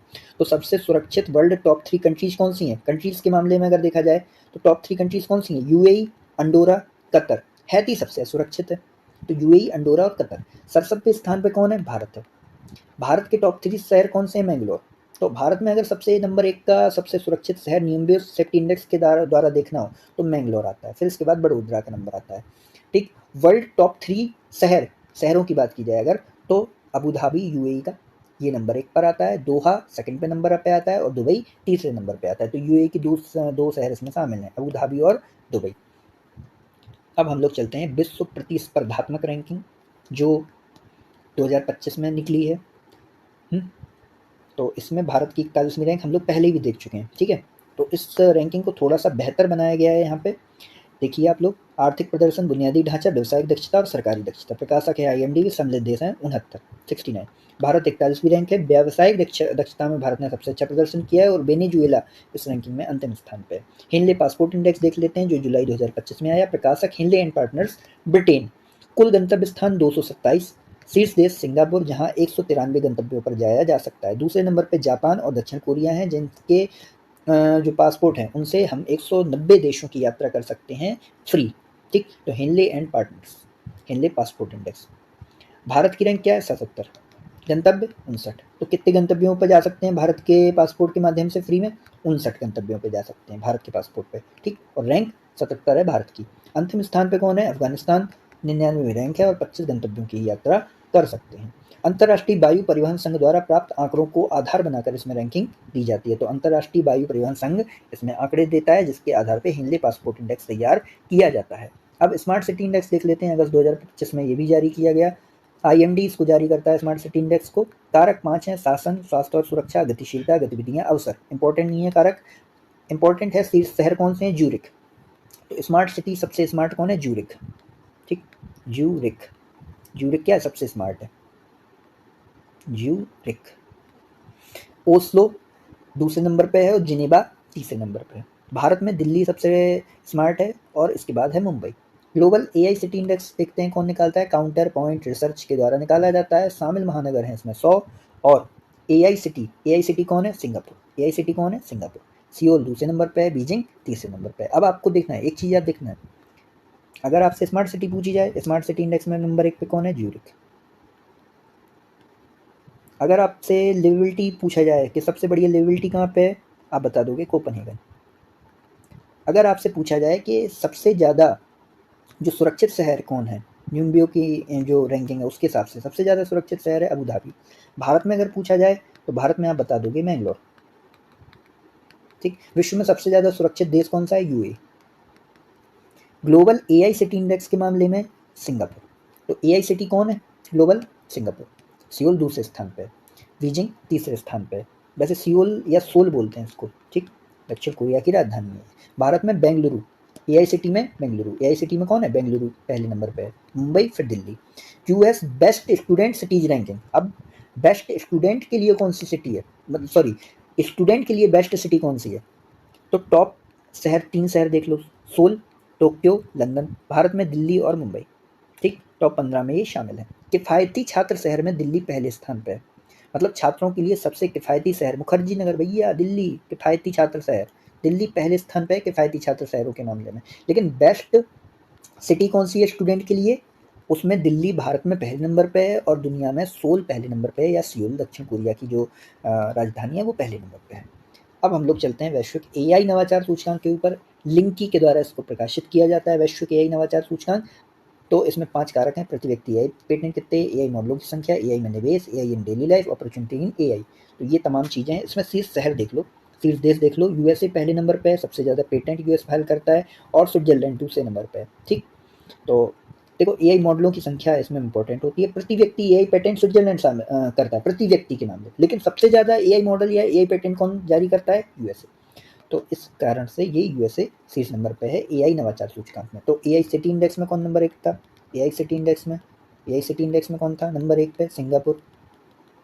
दूसरे नंबर पे ओस्लो, है ना, या सियोल था, आई थिंक ओस्लो था, सियोल था, सिंगापुर और सियोल। अब इसके बाद हम लोग देखते हैं भारत किस नंबर पे है, 7वें नंबर पे है। तो एआई के मामले में भारत क्या है, 7वें नंबर पे, एआई में 7वें नंबर पे है, एआई 7वें नंबर पे भारत। 34वां नेटो शिखर सम्मेलन नीदरलैंड के हेग में हुआ, पहली बार हेग में ये नेटो का शिखर सम्मेलन हुआ। नाटो में 32 सदस्य देश शामिल हैं। अगला शिखर सम्मेलन तुर्की में आयोजित किया जाएगा। परमाणु हथियारों पर सिप्री की रिपोर्ट, ये हम लोग देख चुके हैं। परमाणु हथियारों पे अमेरिका, रूस, यूके, फ्रांस, सॉरी परमाणु हथियारों पे नहीं देखी थी हम लोगों ने, किस पे देखी थी, हमने देखी थी वैश्विक सैन्य खर्च प्रवृत्तियों पे। ठीक, तो उसमें भी अमेरिका नंबर 1 पे था, अमेरिका के बाद चीन था, चीन के बाद रूस था, रूस के बाद जर्मनी था, और जर्मनी के बाद भारत था, वैश्विक सैन्य खर्च प्रवृत्तियाँ। ठीक, अमेरिका, रूस, यूके, फ्रांस, चीन, भारत। अपन को ये याद रखना है परमाणु हथियारों में सबसे ज़्यादा परमाणु हथियार अमेरिका के पास हैं, जो संचालित हैं, मतलब संचालित का मतलब है जो तैनात है, तैनात हथियारों के आधार पे देखा जाता है ये मामला। ठीक, तो अमेरिका पहले नंबर पे, रूस दूसरे नंबर पे, यूके तीसरे नंबर पे, फ्रांस चौथे नंबर पे, चीन 5वें नंबर पे है, और भारत 6वें नंबर पे। चीन और भारत 5वें 6वें नंबर पे है, थोड़ा ध्यान देना इसमें परमाणु हथियारों पर सिप्री की रिपोर्ट पर। वॉन जलवायु परिवर्तन सम्मेलन 2025 कहाँ होगा, बॉन में होगा। यह सम्मेलन UNFCCC के एक भाग के रूप में होता है। यह सम्मेलन तकनीकी पक्षों पर चर्चाएं आयोजित करता है। Global startup ecosystem index startup blink के द्वारा निकाला जाता है। शीर्ष शहर कौन है स्टार्टअप के मामले में, San Francisco, New York, London. Bharat में बेंगलुरु। ठीक, भारत समग्रता इसमें 20वें स्थान पर है। मुंबई वृद्धि दर में शीर्ष भारतीय शहर है। ठीक, मतलब स्टार्टअप की वृद्धि दर में शीर्ष भारतीय शहर कौन है, बेंगलुरु। और स्टार्टअप इकोसिस्टम तैयार करने में सबसे बेस्ट शहर कौन है, बेंगलुरु। ग्लोबल डेटा सेंटर पर मार्केट कंपैरिजन रिपोर्ट, मतलब ग्लोबल डेटा सेंटर पर मार्केट कंपैरिजन किया गया। तो कुशमैन और बेकफील्ड ने ये एक रिपोर्ट प्रकाशित की, जिसमें विश्व में प्रथम कौन है, वर्जीनिया है, और जियो डेटा सेंटर मुंबई विश्व में 6ठा स्थान है, और एशिया में इसका प्रथम स्थान है। एवी लिस्ट विश्व की पहली वैश्विक एकीकृत पक्षी सूची। तो पक्षी सूची निकाली गई, बताया गया कि 11,131 पक्षी प्रजातियां पूरी दुनिया में मौजूद हैं। Working group on avian checklist द्वारा इसको जारी किया जाता है। यह सूची प्रतिवर्ष जारी होती है, और ध्यान रहे इसमें IUCN शामिल नहीं है। बहुत सारे संगठन है, जैसे वर्ल्ड लाइफ इंटरनेशनल है, इसमें शामिल है, इसमें सूची में मदद करता है, लेकिन IUCN इसमें शामिल नहीं है। इंटीग्रेटिव स्पीसीज कॉन्सेप्ट को इसमें अपनाया गया। तो इंटीग्रेटिव स्पीसीज कॉन्सेप्ट हाल ही में अपनाया गया, किसके लिए, वैश्विक एकीकृत पक्षी सूची बनाने के लिए। मानव विकास रिपोर्ट देख लीजिए, मानव विकास रिपोर्ट 193 देश UNDP के द्वारा ये निकाली जाती है रिपोर्ट, और 6 मई 2025 को उसको जारी किया गया। 3 आयाम है, स्वास्थ्य, शिक्षा और जीवन स्तर। शीर्षक क्या है, ए मैटर ऑफ चॉइस, कृत्रिम बुद्धिमत्ता के युग में लोग और संभावनाएं। बहुत इंपॉर्टेंट है मानव विकास रिपोर्ट इस बार की। शीर्ष आइसलैंड, नॉर्वे, स्विट्जरलैंड। तो शीर्ष 3 कौन है, आइसलैंड, नॉर्वे और स्विट्जरलैंड। भारत 130वें स्थान पे है, पहले से 3 स्थान भारत सुधर गया है। पहले 133वें स्थान पे था, अब भारत 130वें स्थान पे आ गया है, 0.685 पॉइंट के माध्यम से। मध्यम मानव विकास है यहाँ पे। ठीक, बांग्लादेश भी 130वें पायदान पे है भारत के साथ। चीन, श्रीलंका, भूटान भारत से आगे हैं इस मामले में। तो भारत मानव विकास रिपोर्ट में थोड़ा सा कमजोर दिख रहा है, या दिखाई दे रहा है, या दिखाया जा रहा है, वो अलग बात है। अंतिम कौन है, दक्षिणी सूडान। तो ये चीज आपको याद रखना है, मानव विकास रिपोर्ट बहुत इंपॉर्टेंट है। विश्व वायु गुणवत्ता रिपोर्ट IQ एयर निकालता है। IQ एयर द्वारा 7वीं रिपोर्ट। कुल शामिल देश 138 हैं इसमें। ईरान, अफगानिस्तान इसमें शामिल नहीं किए गए हैं। सबसे प्रदूषित 20 शहरों में 13 भारत में, जबकि टॉप 10 में 6 भारत में। देखो तो शीर्ष 3 में चाड, बांग्लादेश और पाकिस्तान। मतलब ये इनकी जो एयर क्वालिटी है ना, वो सबसे खराब है, सबसे खराब एयर क्वालिटी वाले देश हैं ये। भारत 5वें स्थान पे एयर क्वालिटी के मामले में, खराब एयर क्वालिटी के मामले में। Only non Asian capital under 20 एनजमेना, चाड की जो राजधानी है एनजमेना, ये टॉप 20 में एकमात्र ऐसी कंट्री है जो एशिया में नहीं है। मतलब एशिया वाला सबसे खराब वायु प्रदूषण वहाँ पे सबसे ज़्यादा होता है। विश्व का सबसे स्वच्छ क्षेत्र कौन सा है, ओसनिया। सबसे स्वच्छ महानगरीय क्षेत्र कौन सा है, माया ग्यूज प्यूटोरिको। विश्व का सबसे प्रदूषित शहर कौन सा है, बर्निहाट, मेघालय। यहाँ का PM 2.5 सबसे ज़्यादा है। ठीक। विश्व की सबसे प्रदूषित राजधानी कौन है? नई दिल्ली। सर्वाधिक प्रदूषित 20 शहरों की सूची में उत्तर प्रदेश से कौन है? लोनी। 9वें स्थान पे है लोनी उत्तर प्रदेश का। फिर इसके बाद ग्रेटर नोएडा 18वें स्थान पे और मुजफ्फरनगर 20वें स्थान पे। Internet shutdown report Access Now के द्वारा निकाली जाती है। शीर्ष 3 म्यांमार में 85 बार इंटरनेट रोका गया। भारत में 84 बार, जिसमें मणिपुर में सर्वाधिक बार इंटरनेट शटडाउन की घटनाएं देखी गई। फिर पाकिस्तान तीसरे नंबर पे। भारत में इंटरनेट शटडाउन देखता कौन है? दूरसंचार नियम 2024 द्वारा देखा जाता है। चूंकि एक अधिनियम आया था दूरसंचार एक्ट 2023, एक्ट 2023 का है और रूल 2024 के हैं, तो याद रखना ये। तो दूरसंचार एक्ट 2023 के द्वारा रूल 2024 बनाए गए थे, जिसमें 15 दिनों के लिए, एक बार में 15 दिनों के लिए इंटरनेट को शटडाउन किया जा सकता है। केंद्र में केंद्रीय गृह सचिव इसका निर्णय लेते हैं और राज्य में राज्य गृह सचिव निर्णय लेते हैं कि इंटरनेट शटडाउन करना है या नहीं करना है। सतत विकास लक्ष्यों की प्रगति ट्रैकिंग को न्यूनतम आहार विविधता, तो सतत विकास लक्ष्यों की प्रगति ट्रैकिंग के लिए एक नया इंडेक्स जारी किया गया है, जिसको न्यूनतम आहार विविधता इंडेक्स बोला जा रहा है। यूएन सांख्यिकी आयोग द्वारा एसडीजी प्रगति जांच हेतु न्यूनतम आहार विविधता को एक नया संकेतक के रूप में स्वीकार किया गया है। इसका लक्ष्य क्या है? शून्य भुखमरी को प्राप्त करना। इस खाद्य संकेतक में 10 खाद्य समूहों को वर्गीकृत किया गया है। 2 जनसंख्या समूहों को इसमें शामिल किया गया है, एमडीडी सी और एमडीडी डब्ल्यू। सी का मतलब चिल्ड्रन, डब्ल्यू का मतलब वुमेन। तो 2 जनसंख्या समूह हैं जिनको टारगेट किया जा रहा है, चिल्ड्रन और वुमेन, क्योंकि इन्हीं के साथ न्यूनतम आहार विविधता इनको नहीं मिल पा रही है। ठीक। अब glass ceiling index the economist निकालता है। शामिल देश 29 हैं। ओईसीडी कंट्री, सारी ओईसीडी कंट्री हैं इसमें। ठीक। भारत इसमें शामिल ही नहीं है, क्योंकि भारत ओईसीडी का सदस्य नहीं है। इसमें शीर्ष देश कौन है? स्वीडन है। सेकंड नंबर पे आइसलैंड आता है। तीसरे नंबर पे फिनलैंड आता है। आखिरी स्थान पे तुर्की है। इसमें इंडेक्स का उद्देश्य क्या है? कामकाजी महिलाओं के लिए सबसे बेहतर और सबसे निम्नतर देशों की तुलनात्मक समीक्षा करना। तो यहाँ पे बहुत जगह पे आपको फ्रांस दिखेगा, लेकिन अगर आप ग्लास सीलिंग इंडेक्स की रिपोर्ट देखोगे या ग्लास सीलिंग इंडेक्स के बारे में आप देखोगे, गूगल पे सर्च करोगे, इनकी जो खुद की वेबसाइट है द इकोनॉमिस्ट की, उस पर आप देखना, उसमें आपको एक रैंकिंग मिलेगी जिसमें स्वीडन, आइसलैंड, फिनलैंड आपको शीर्ष पे दिखेंगे। Global free speech index, who in the world supports free speech, ये इसका थीम था। मतलब थीम क्या? ये ग्लोबल फ्री स्पीच इंडेक्स इसी नाम से निकाली गई थी, who in the world supports free speech. The future of free speech प्रकाशक है इसका, और नॉर्वे और डेनमार्क इसमें शीर्ष स्थान पे है और भारत इसमें 24वें स्थान पे है। तो भारत 24वें स्थान पे है ग्लोबल फ्री स्पीच के मामले में। अब विश्व के कुछ तनावपूर्ण स्थलों के बारे में बात कर लेते हैं। अजरबैजान और अर्मेनिया के मध्य शांति हो गई। विवाद का कारण क्या था? नागोर्नो काराबाख क्षेत्र। मध्यस्थता किसने की? अमेरिका ने। इसमें हस्ताक्षरकर्ता कौन है? इल्हाम अलीयेव अजरबैजान के राष्ट्रपति, निकोल पसियन अर्मेनिया के प्रमुख, ट्रंप यूएसए के राष्ट्रपति। और व्हाइट हाउस पीस समिट में इस संधि को प्रस्तावित या हस्ताक्षरित कर दिया गया 8 अगस्त 2025। डेट आपको याद रखनी है, 8 अगस्त 2025। ठीक। अगस्त क्रांति इनकी थी। तो अजरबैजान का ये जो एरिया आपको दिख रहा है ना, जंगेजुर कॉरिडोर, ये पता क्या है? ये दिक्कत यहाँ पे ये है कि अजरबैजान क्या कर रहा है? अजरबैजान अपने यहाँ से एक सड़क निर्माण कर रहा है और वो सड़क निर्माण अर्मेनिया से होते हुए जा रही है। और ये जो क्षेत्र है, इस क्षेत्र को कहते हैं नक्शियान।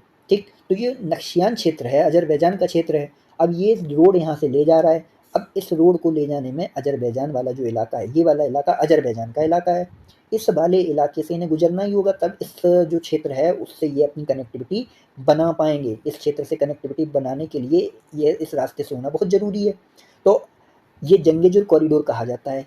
इस पर अर्मेनिया बोला था कि नहीं, हम यहाँ से गुजरने ही नहीं देंगे। तो इस वजह से इनके बीच में जो तत्कालीन झगड़ा है वो इस जंगेजुर कॉरिडोर को लेकर चल रहा था। और इस पर अभी जो ट्रंप भाई साहब हैं, ट्रंप भाई साहब ने इसको ट्रंप कॉरिडोर बना दिया और कहा कि अब अजरबैजान के लोगों को यहाँ से आवाजाही और यहाँ से सड़क बनाने का जो राइट है वो दे दिया जाए।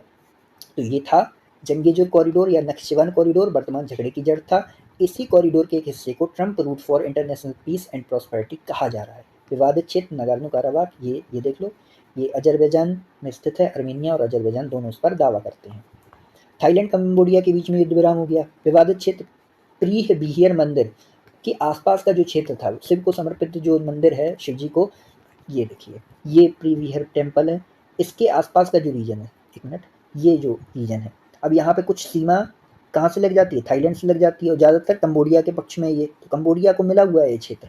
लेकिन जो ये जो क्षेत्र है वो थाईलैंड के पार्ट में भी कुछ आ जाता है। इस वजह से इन दोनों क्षेत्रों के बीच में विवाद था और इसी चक्कर में थाईलैंड की जो पेंटागाना सेनावात्रा थी, उन्होंने यहाँ के एक मिनिस्टर से बात की और उसके बाद उन्हें अपने पद से इस्तीफा देना पड़ा। युद्ध 24 जुलाई से 28 जुलाई तक चला, याद रखने की जरूरत नहीं है। फाले पिली यूनियन संधि, ये क्या है? तुवालू में क्या हुआ कि तुवालू डूबने का खतरा है, ये तुवालू है। ये बेचारा टोबालू है, बायाकू यहाँ की राजधानी है, तो इसके बेचारे का डूबने का खतरा है। ऊपर आपको किरिबत्ती दिख रहा हो, किरिबाती, ठीक, यहाँ पे फिजी दिख रहा है, यहाँ टोंगा, वनुआतू, सोलोमन आइलैंड, ये सारे आपको दिख रहे होंगे, न्यू कैल्सिडोनिया। ये जो टोबालू है इसके डूबने का खतरा है। डूबने के खतरे के कारण अब ये अपनी जनसंख्या का स्थानांतरित कर रहा है, ऑस्ट्रेलिया में स्थानांतरित कर रहा है। तो टुवालू की जनसंख्या का ऑस्ट्रेलिया में स्थानांतरण जिस संधि के तहत हो रहा है उसको कहा जा रहा है फालेपिली यूनियन संधि। विश्व की प्रथम नियोजित पलायन योजना है ये, और समुद्री जल के स्तर बढ़ने से संकट की स्थिति के कारण यहाँ से पलायन किया जा रहा है। प्रतिवर्ष क्या होगा, 2025 से प्रतिवर्ष 280 टुवालूवासी ऑस्ट्रेलिया के स्थायी निवासी बना दिए जाएंगे। इनका चयन बैलेट के आधार पर होगा, तो बैलेट के आधार पर इनका चयन होगा कि कौन से 280 टुवालू जाएंगे वहाँ पर। तो जाएंगे तो सब धीमे धीमे सब जाएंगे, कुल मिला के लगभग 11,000 टुवालू जाएंगे, लेकिन धीमे धीमे जाएंगे। तो ये चीज़, ये प्रक्रिया यहाँ पर हो रही है। ब्रिक्स का 17वां शिखर सम्मेलन देख लो, रियो ब्राजील में हुआ, रियो डी जेनेरियो घोषणा पत्र यहाँ पे अपनाया गया। अधिक समावेशी, देखो आ गया समावेशी, अधिक समावेशी और सतत शासन के लिए वैश्विक दक्षिण सहयोग को मजबूत करना। हमने आपसे बोला था कि जब भी अब बात होगी ब्रिक्स की, तो वहाँ पर आपको ग्लोबल साउथ वर्ड जरूर मिलेगा, ग्लोबल साउथ वर्ड जरूर मिलेगा। जो भी संस्थाएं एशिया से रिलेटेड हैं वो ग्लोबल साउथ पे बहुत ज़्यादा फोकस कर रही हैं, और समावेशी और सततता, इन पर बहुत ज़्यादा फोकस दुनिया में किया जा रहा है। चीन का प्रतिनिधित्व राष्ट्रपति की जगह प्रधानमंत्री ली कियांग ने किया, ये बहुत इंपॉर्टेंट चीज़ है। पीसीएस ने एक बार पूछ दिया था कि प्रतिनिधित्व किसने किया फलाने आयोजन में, कौन कौन प्रतिनिधि कहाँ कहाँ से आया, तो वहाँ पे उसने पूछा था कि कौन किसने प्रतिनिधित्व नहीं किया था अपने देश का, या उन्होंने कुछ ऐसा पूछा था, मिलान करने को पूछा था, जो भी हो। तो आप चीन का प्रतिनिधित्व राष्ट्रपति की जगह प्रधानमंत्री ने किया, ली कियांग, सी जिनपिंग ने नहीं किया। ये चीज़ आपको याद रखनी है, अगर यहाँ से एग्जामिनर का दिमाग जाएगा, क्वेश्चन बनेगा तो आपका गलत नहीं होगा। प्रधानमंत्री मोदी जी ने क्या बोला, वैश्विक शासन, शांति और सुरक्षा में सुधार पर एक सत्र को संबोधित किया। और ब्रिक्स को उन्होंने नामकरण क्या किया, building resilience and innovation for cooperation and sustainability. Note, अगला ब्रिक्स भारत में होगा 18वां, ठीक, तो ये चीज़ आपको याद रखनी है। 18वां G20 भी भारत में हुआ था, और अब अगला 18वां ब्रिक्स भी भारत में हो रहा है। हाल ही में वन फ्री जोन पासपोर्ट की शुरुआत किसने की, दुबई ने। होता क्या है, दुबई में आप गए, आपने इस जोन के लिए पासपोर्ट ले लिया, आपको पासपोर्ट मिला, आपसे कहा कि ए जोन में आप जाके व्यापार करो या जो भी काम करना है आप करो। लेकिन आप जैसे बी जोन में जाओगे, आपका ये पासपोर्ट क्या हो जाएगा, रद्द हो जाएगा। आपका पासपोर्ट बी क्षेत्र में काम नहीं करेगा, सी क्षेत्र में काम नहीं करेगा, या डी, ई, एफ, इन क्षेत्रों में काम नहीं करेगा। अब इन्होंने क्या किया कि वन फ्री जोन, मतलब एक जोन के लिए अगर आप पासपोर्ट लेते हो, लाइसेंस लेते हो, यूएई में कार्यरत कंपनियों को एक ही लाइसेंस से सभी फ्री जोन्स में कार्य करने की अनुमति मिल जाएगी। मतलब एक लाइसेंस और सभी क्षेत्रों में आप काम कर सकते हो। मोदी जी की फ्रांस यात्रा देख लो, फरवरी 2025 में मार्सेल में वाणिज्य दूतावास बना दिया गया। EI एक्शन समिट जो पेरिस में हुआ, उसमें शिरकत की 10-11 फरवरी 2025 को, और फ्रांस के राष्ट्रपति संघ एक कार्यक्रम की सहअध्यक्षता की, यानी AI एक्शन समिट, इसकी सहअध्यक्षता किसने की थी, फ्रांस के राष्ट्रपति और भारत के प्रधानमंत्री श्री माननीय नरेंद्र मोदी जी के द्वारा। 2047 रणनीतिक कार्य योजना, ये किसके साथ बनाई है, 2047 रणनीतिक कार्य योजना फ्रांस के साथ, और 2035 वाली ब्रिटेन के साथ, ठीक। भारत फ्रांस नवाचार वर्ष 2026 को घोषित कर दिया गया, क्योंकि 2026 में भारत के फ्रांस के साथ संबंधों की 60वीं वर्षगांठ आयोजित की जाएगी। AI एक्शन समिट में कुल कितने देशों ने संयुक्त वक्तव्य जारी किया, 60 देशों ने। अमेरिका इससे अनुपस्थित रहा, क्योंकि यूरोपीय देश AI पर सख्त नियमन के पक्ष में, अमेरिका इस पक्ष में नहीं है। अमेरिका कहता है जितनी जानकारी हमें दूसरे देश को मिल जाए उतनी बढ़िया। ग्लोबल जियो पार्क देख लो, 16 नए ग्लोबल जियो पार्क स्थापित कर दिए गए हैं। ये ग्लोबल जियो पार्क नेटवर्क के अंतर्गत स्थापित किए गए हैं, जो एक नॉन प्रॉफिट ऑर्गेनाइजेशन है, और इसकी घोषणा, ग्लोबल जियो पार्क की घोषणा यूनेस्को द्वारा की जाती है। नए शामिल हैं 16, भारत से कोई भी नहीं है। 2015 में ये जो ग्लोबल जियो पार्क की अवधारणा है वो आई थी। अंतर्राष्ट्रीय भू वैज्ञानिक महत्व वाले जो स्थान है उनको ग्लोबल जियो पार्क में स्थान दिया जाता है। अमेरिका ने जिन 12 देशों के नागरिकों पर प्रवेश प्रतिबंध लगाया, उसमें रूस, उत्तर कोरिया, सीरिया और इराक जैसे देश शामिल नहीं हैं, ठीक। अब हम लोग चलते हैं, ये प्रतिबंध कोलोराडो शहर में हुई आतंकी घटना से प्रेरित थे, ठीक।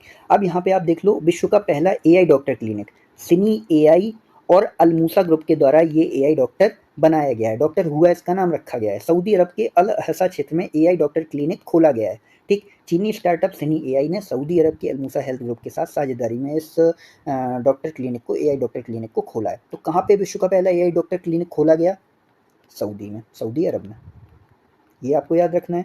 डॉक्टर का नाम क्या है, डॉक्टर हुआ है। सिनी AI और अल-मूसा ग्रुप के द्वारा ये जो AI डॉक्टर क्लिनिक है ये खोला गया है। कालाजार उन्मूलन, 6 अफ्रीकी देश साथ आ गए इसमें, Somalia, Ethiopia, Djibouti, Sudan, south Sudan और चाड। WHO व अफ्रीकी संघ के सहयोग से ये संधि हस्ताक्षरित हो गई है। अब इसमें एक चीज़ याद रखना है आपको, सोमालिया, इथियोपिया, जिबूती, ये जो 4 कंट्रीज़ हैं इसमें सीड कंट्रीज़ नाम से जानी जाती हैं। हॉर्न ऑफ अफ्रीका में 4 कंट्रीज़ आती हैं जिनको सीड नेशन बोला जाता है, सोमालिया, इथियोपिया, इरिट्रिया और जिबूती। अब इसमें 6 अफ्रीकी देश साथ आए हैं, इसमें इरिट्रिया नहीं है, तो इससे आप ये याद रख सकते हो कि इसमें इरिट्रिया शामिल नहीं है। कालाजार क्या है? एक उपेक्षित उष्णकटिबंधीय रोग है जो लेशमेनिया परजीवी से होता है। ये जो लेशमेनिया परजीवी है यह बालू मक्खी के काटने से फैलता है, तो ये चीज़ आपको याद रखनी है। एशिया पैसिफिक और middle east air connectivity ranking, प्रकाशक कौन है? एयरपोर्ट काउंसिल इंटरनेशनल चीन। Hub connectivity index, Dubai airport number 1 पे। एयर कनेक्टिविटी लीडरशिप रैंक में भी दुबई एयरपोर्ट नंबर 1 पे है। हब कनेक्टिविटी में जो अंतर्राष्ट्रीय हवाई अड्डा है अपना इंदिरा गांधी वाला, वो 10वें स्थान पर आ गया है। 8वां हिंद महासागर सम्मेलन देख लो, आयोजन इसका मस्कट ओमान में हुआ है। इंडिया फाउंडेशन इसका नेतृत्व कर रहा है। सहयोगी कौन है? ओमान का विदेश मंत्रालय, राजा रत्नम स्कूल सिंगापुर। ठीक, तो इसमें सहयोगी और नेतृत्वकर्ता, ये आपको याद रखनी है। मुख्य वक्ता विदेश मंत्री डॉक्टर एस जयशंकर साहब थे और इसकी थीम बहुत इंपॉर्टेंट है, voyage to new horizon of maritime partnership. Water worth देख लो, मेटा की सबसे लंबी सब सी केबल परियोजना 50,000 किलोमीटर से भी अधिक लंबी है। 5 महाद्वीपों से इसका जुड़ाव है, जैसे USA, Brazil, south Africa, Republic of south Africa है ये, और इंडिया और ऑस्ट्रेलिया। तो north America, south America, Africa, Asia और ऑस्ट्रेलिया, इन महाद्वीपों से इसका जुड़ाव है। वर्ष 2030 तक इसके शुरू होने की संभावना है। 50,000 किलोमीटर लंबी लाइन है, 24 फाइबर इसमें जोड़े जाएंगे और 7,000 मीटर गहरी ये लाइन होगी। टॉप 5 एविएशन मार्केट देख लेते हैं दुनिया के, यूएसए, चाइना, यूके, स्पेन और भारत। मुंबई दिल्ली इसमें सबसे ज़्यादा व्यस्त रूट है, वैश्विक रैंक है इसकी 7वीं। विश्व का सबसे व्यस्ततम हवाई रूट है जेजू और सोल रूट, जो विश्व का सबसे व्यस्ततम हवाई रूट माना जाता है। तो इस तरीके से हम लोगों की ये मैगजीन कंप्लीट हो गई, अंतर्राष्ट्रीय संस्करण पूरे हो गए। Thank you very much for discussion.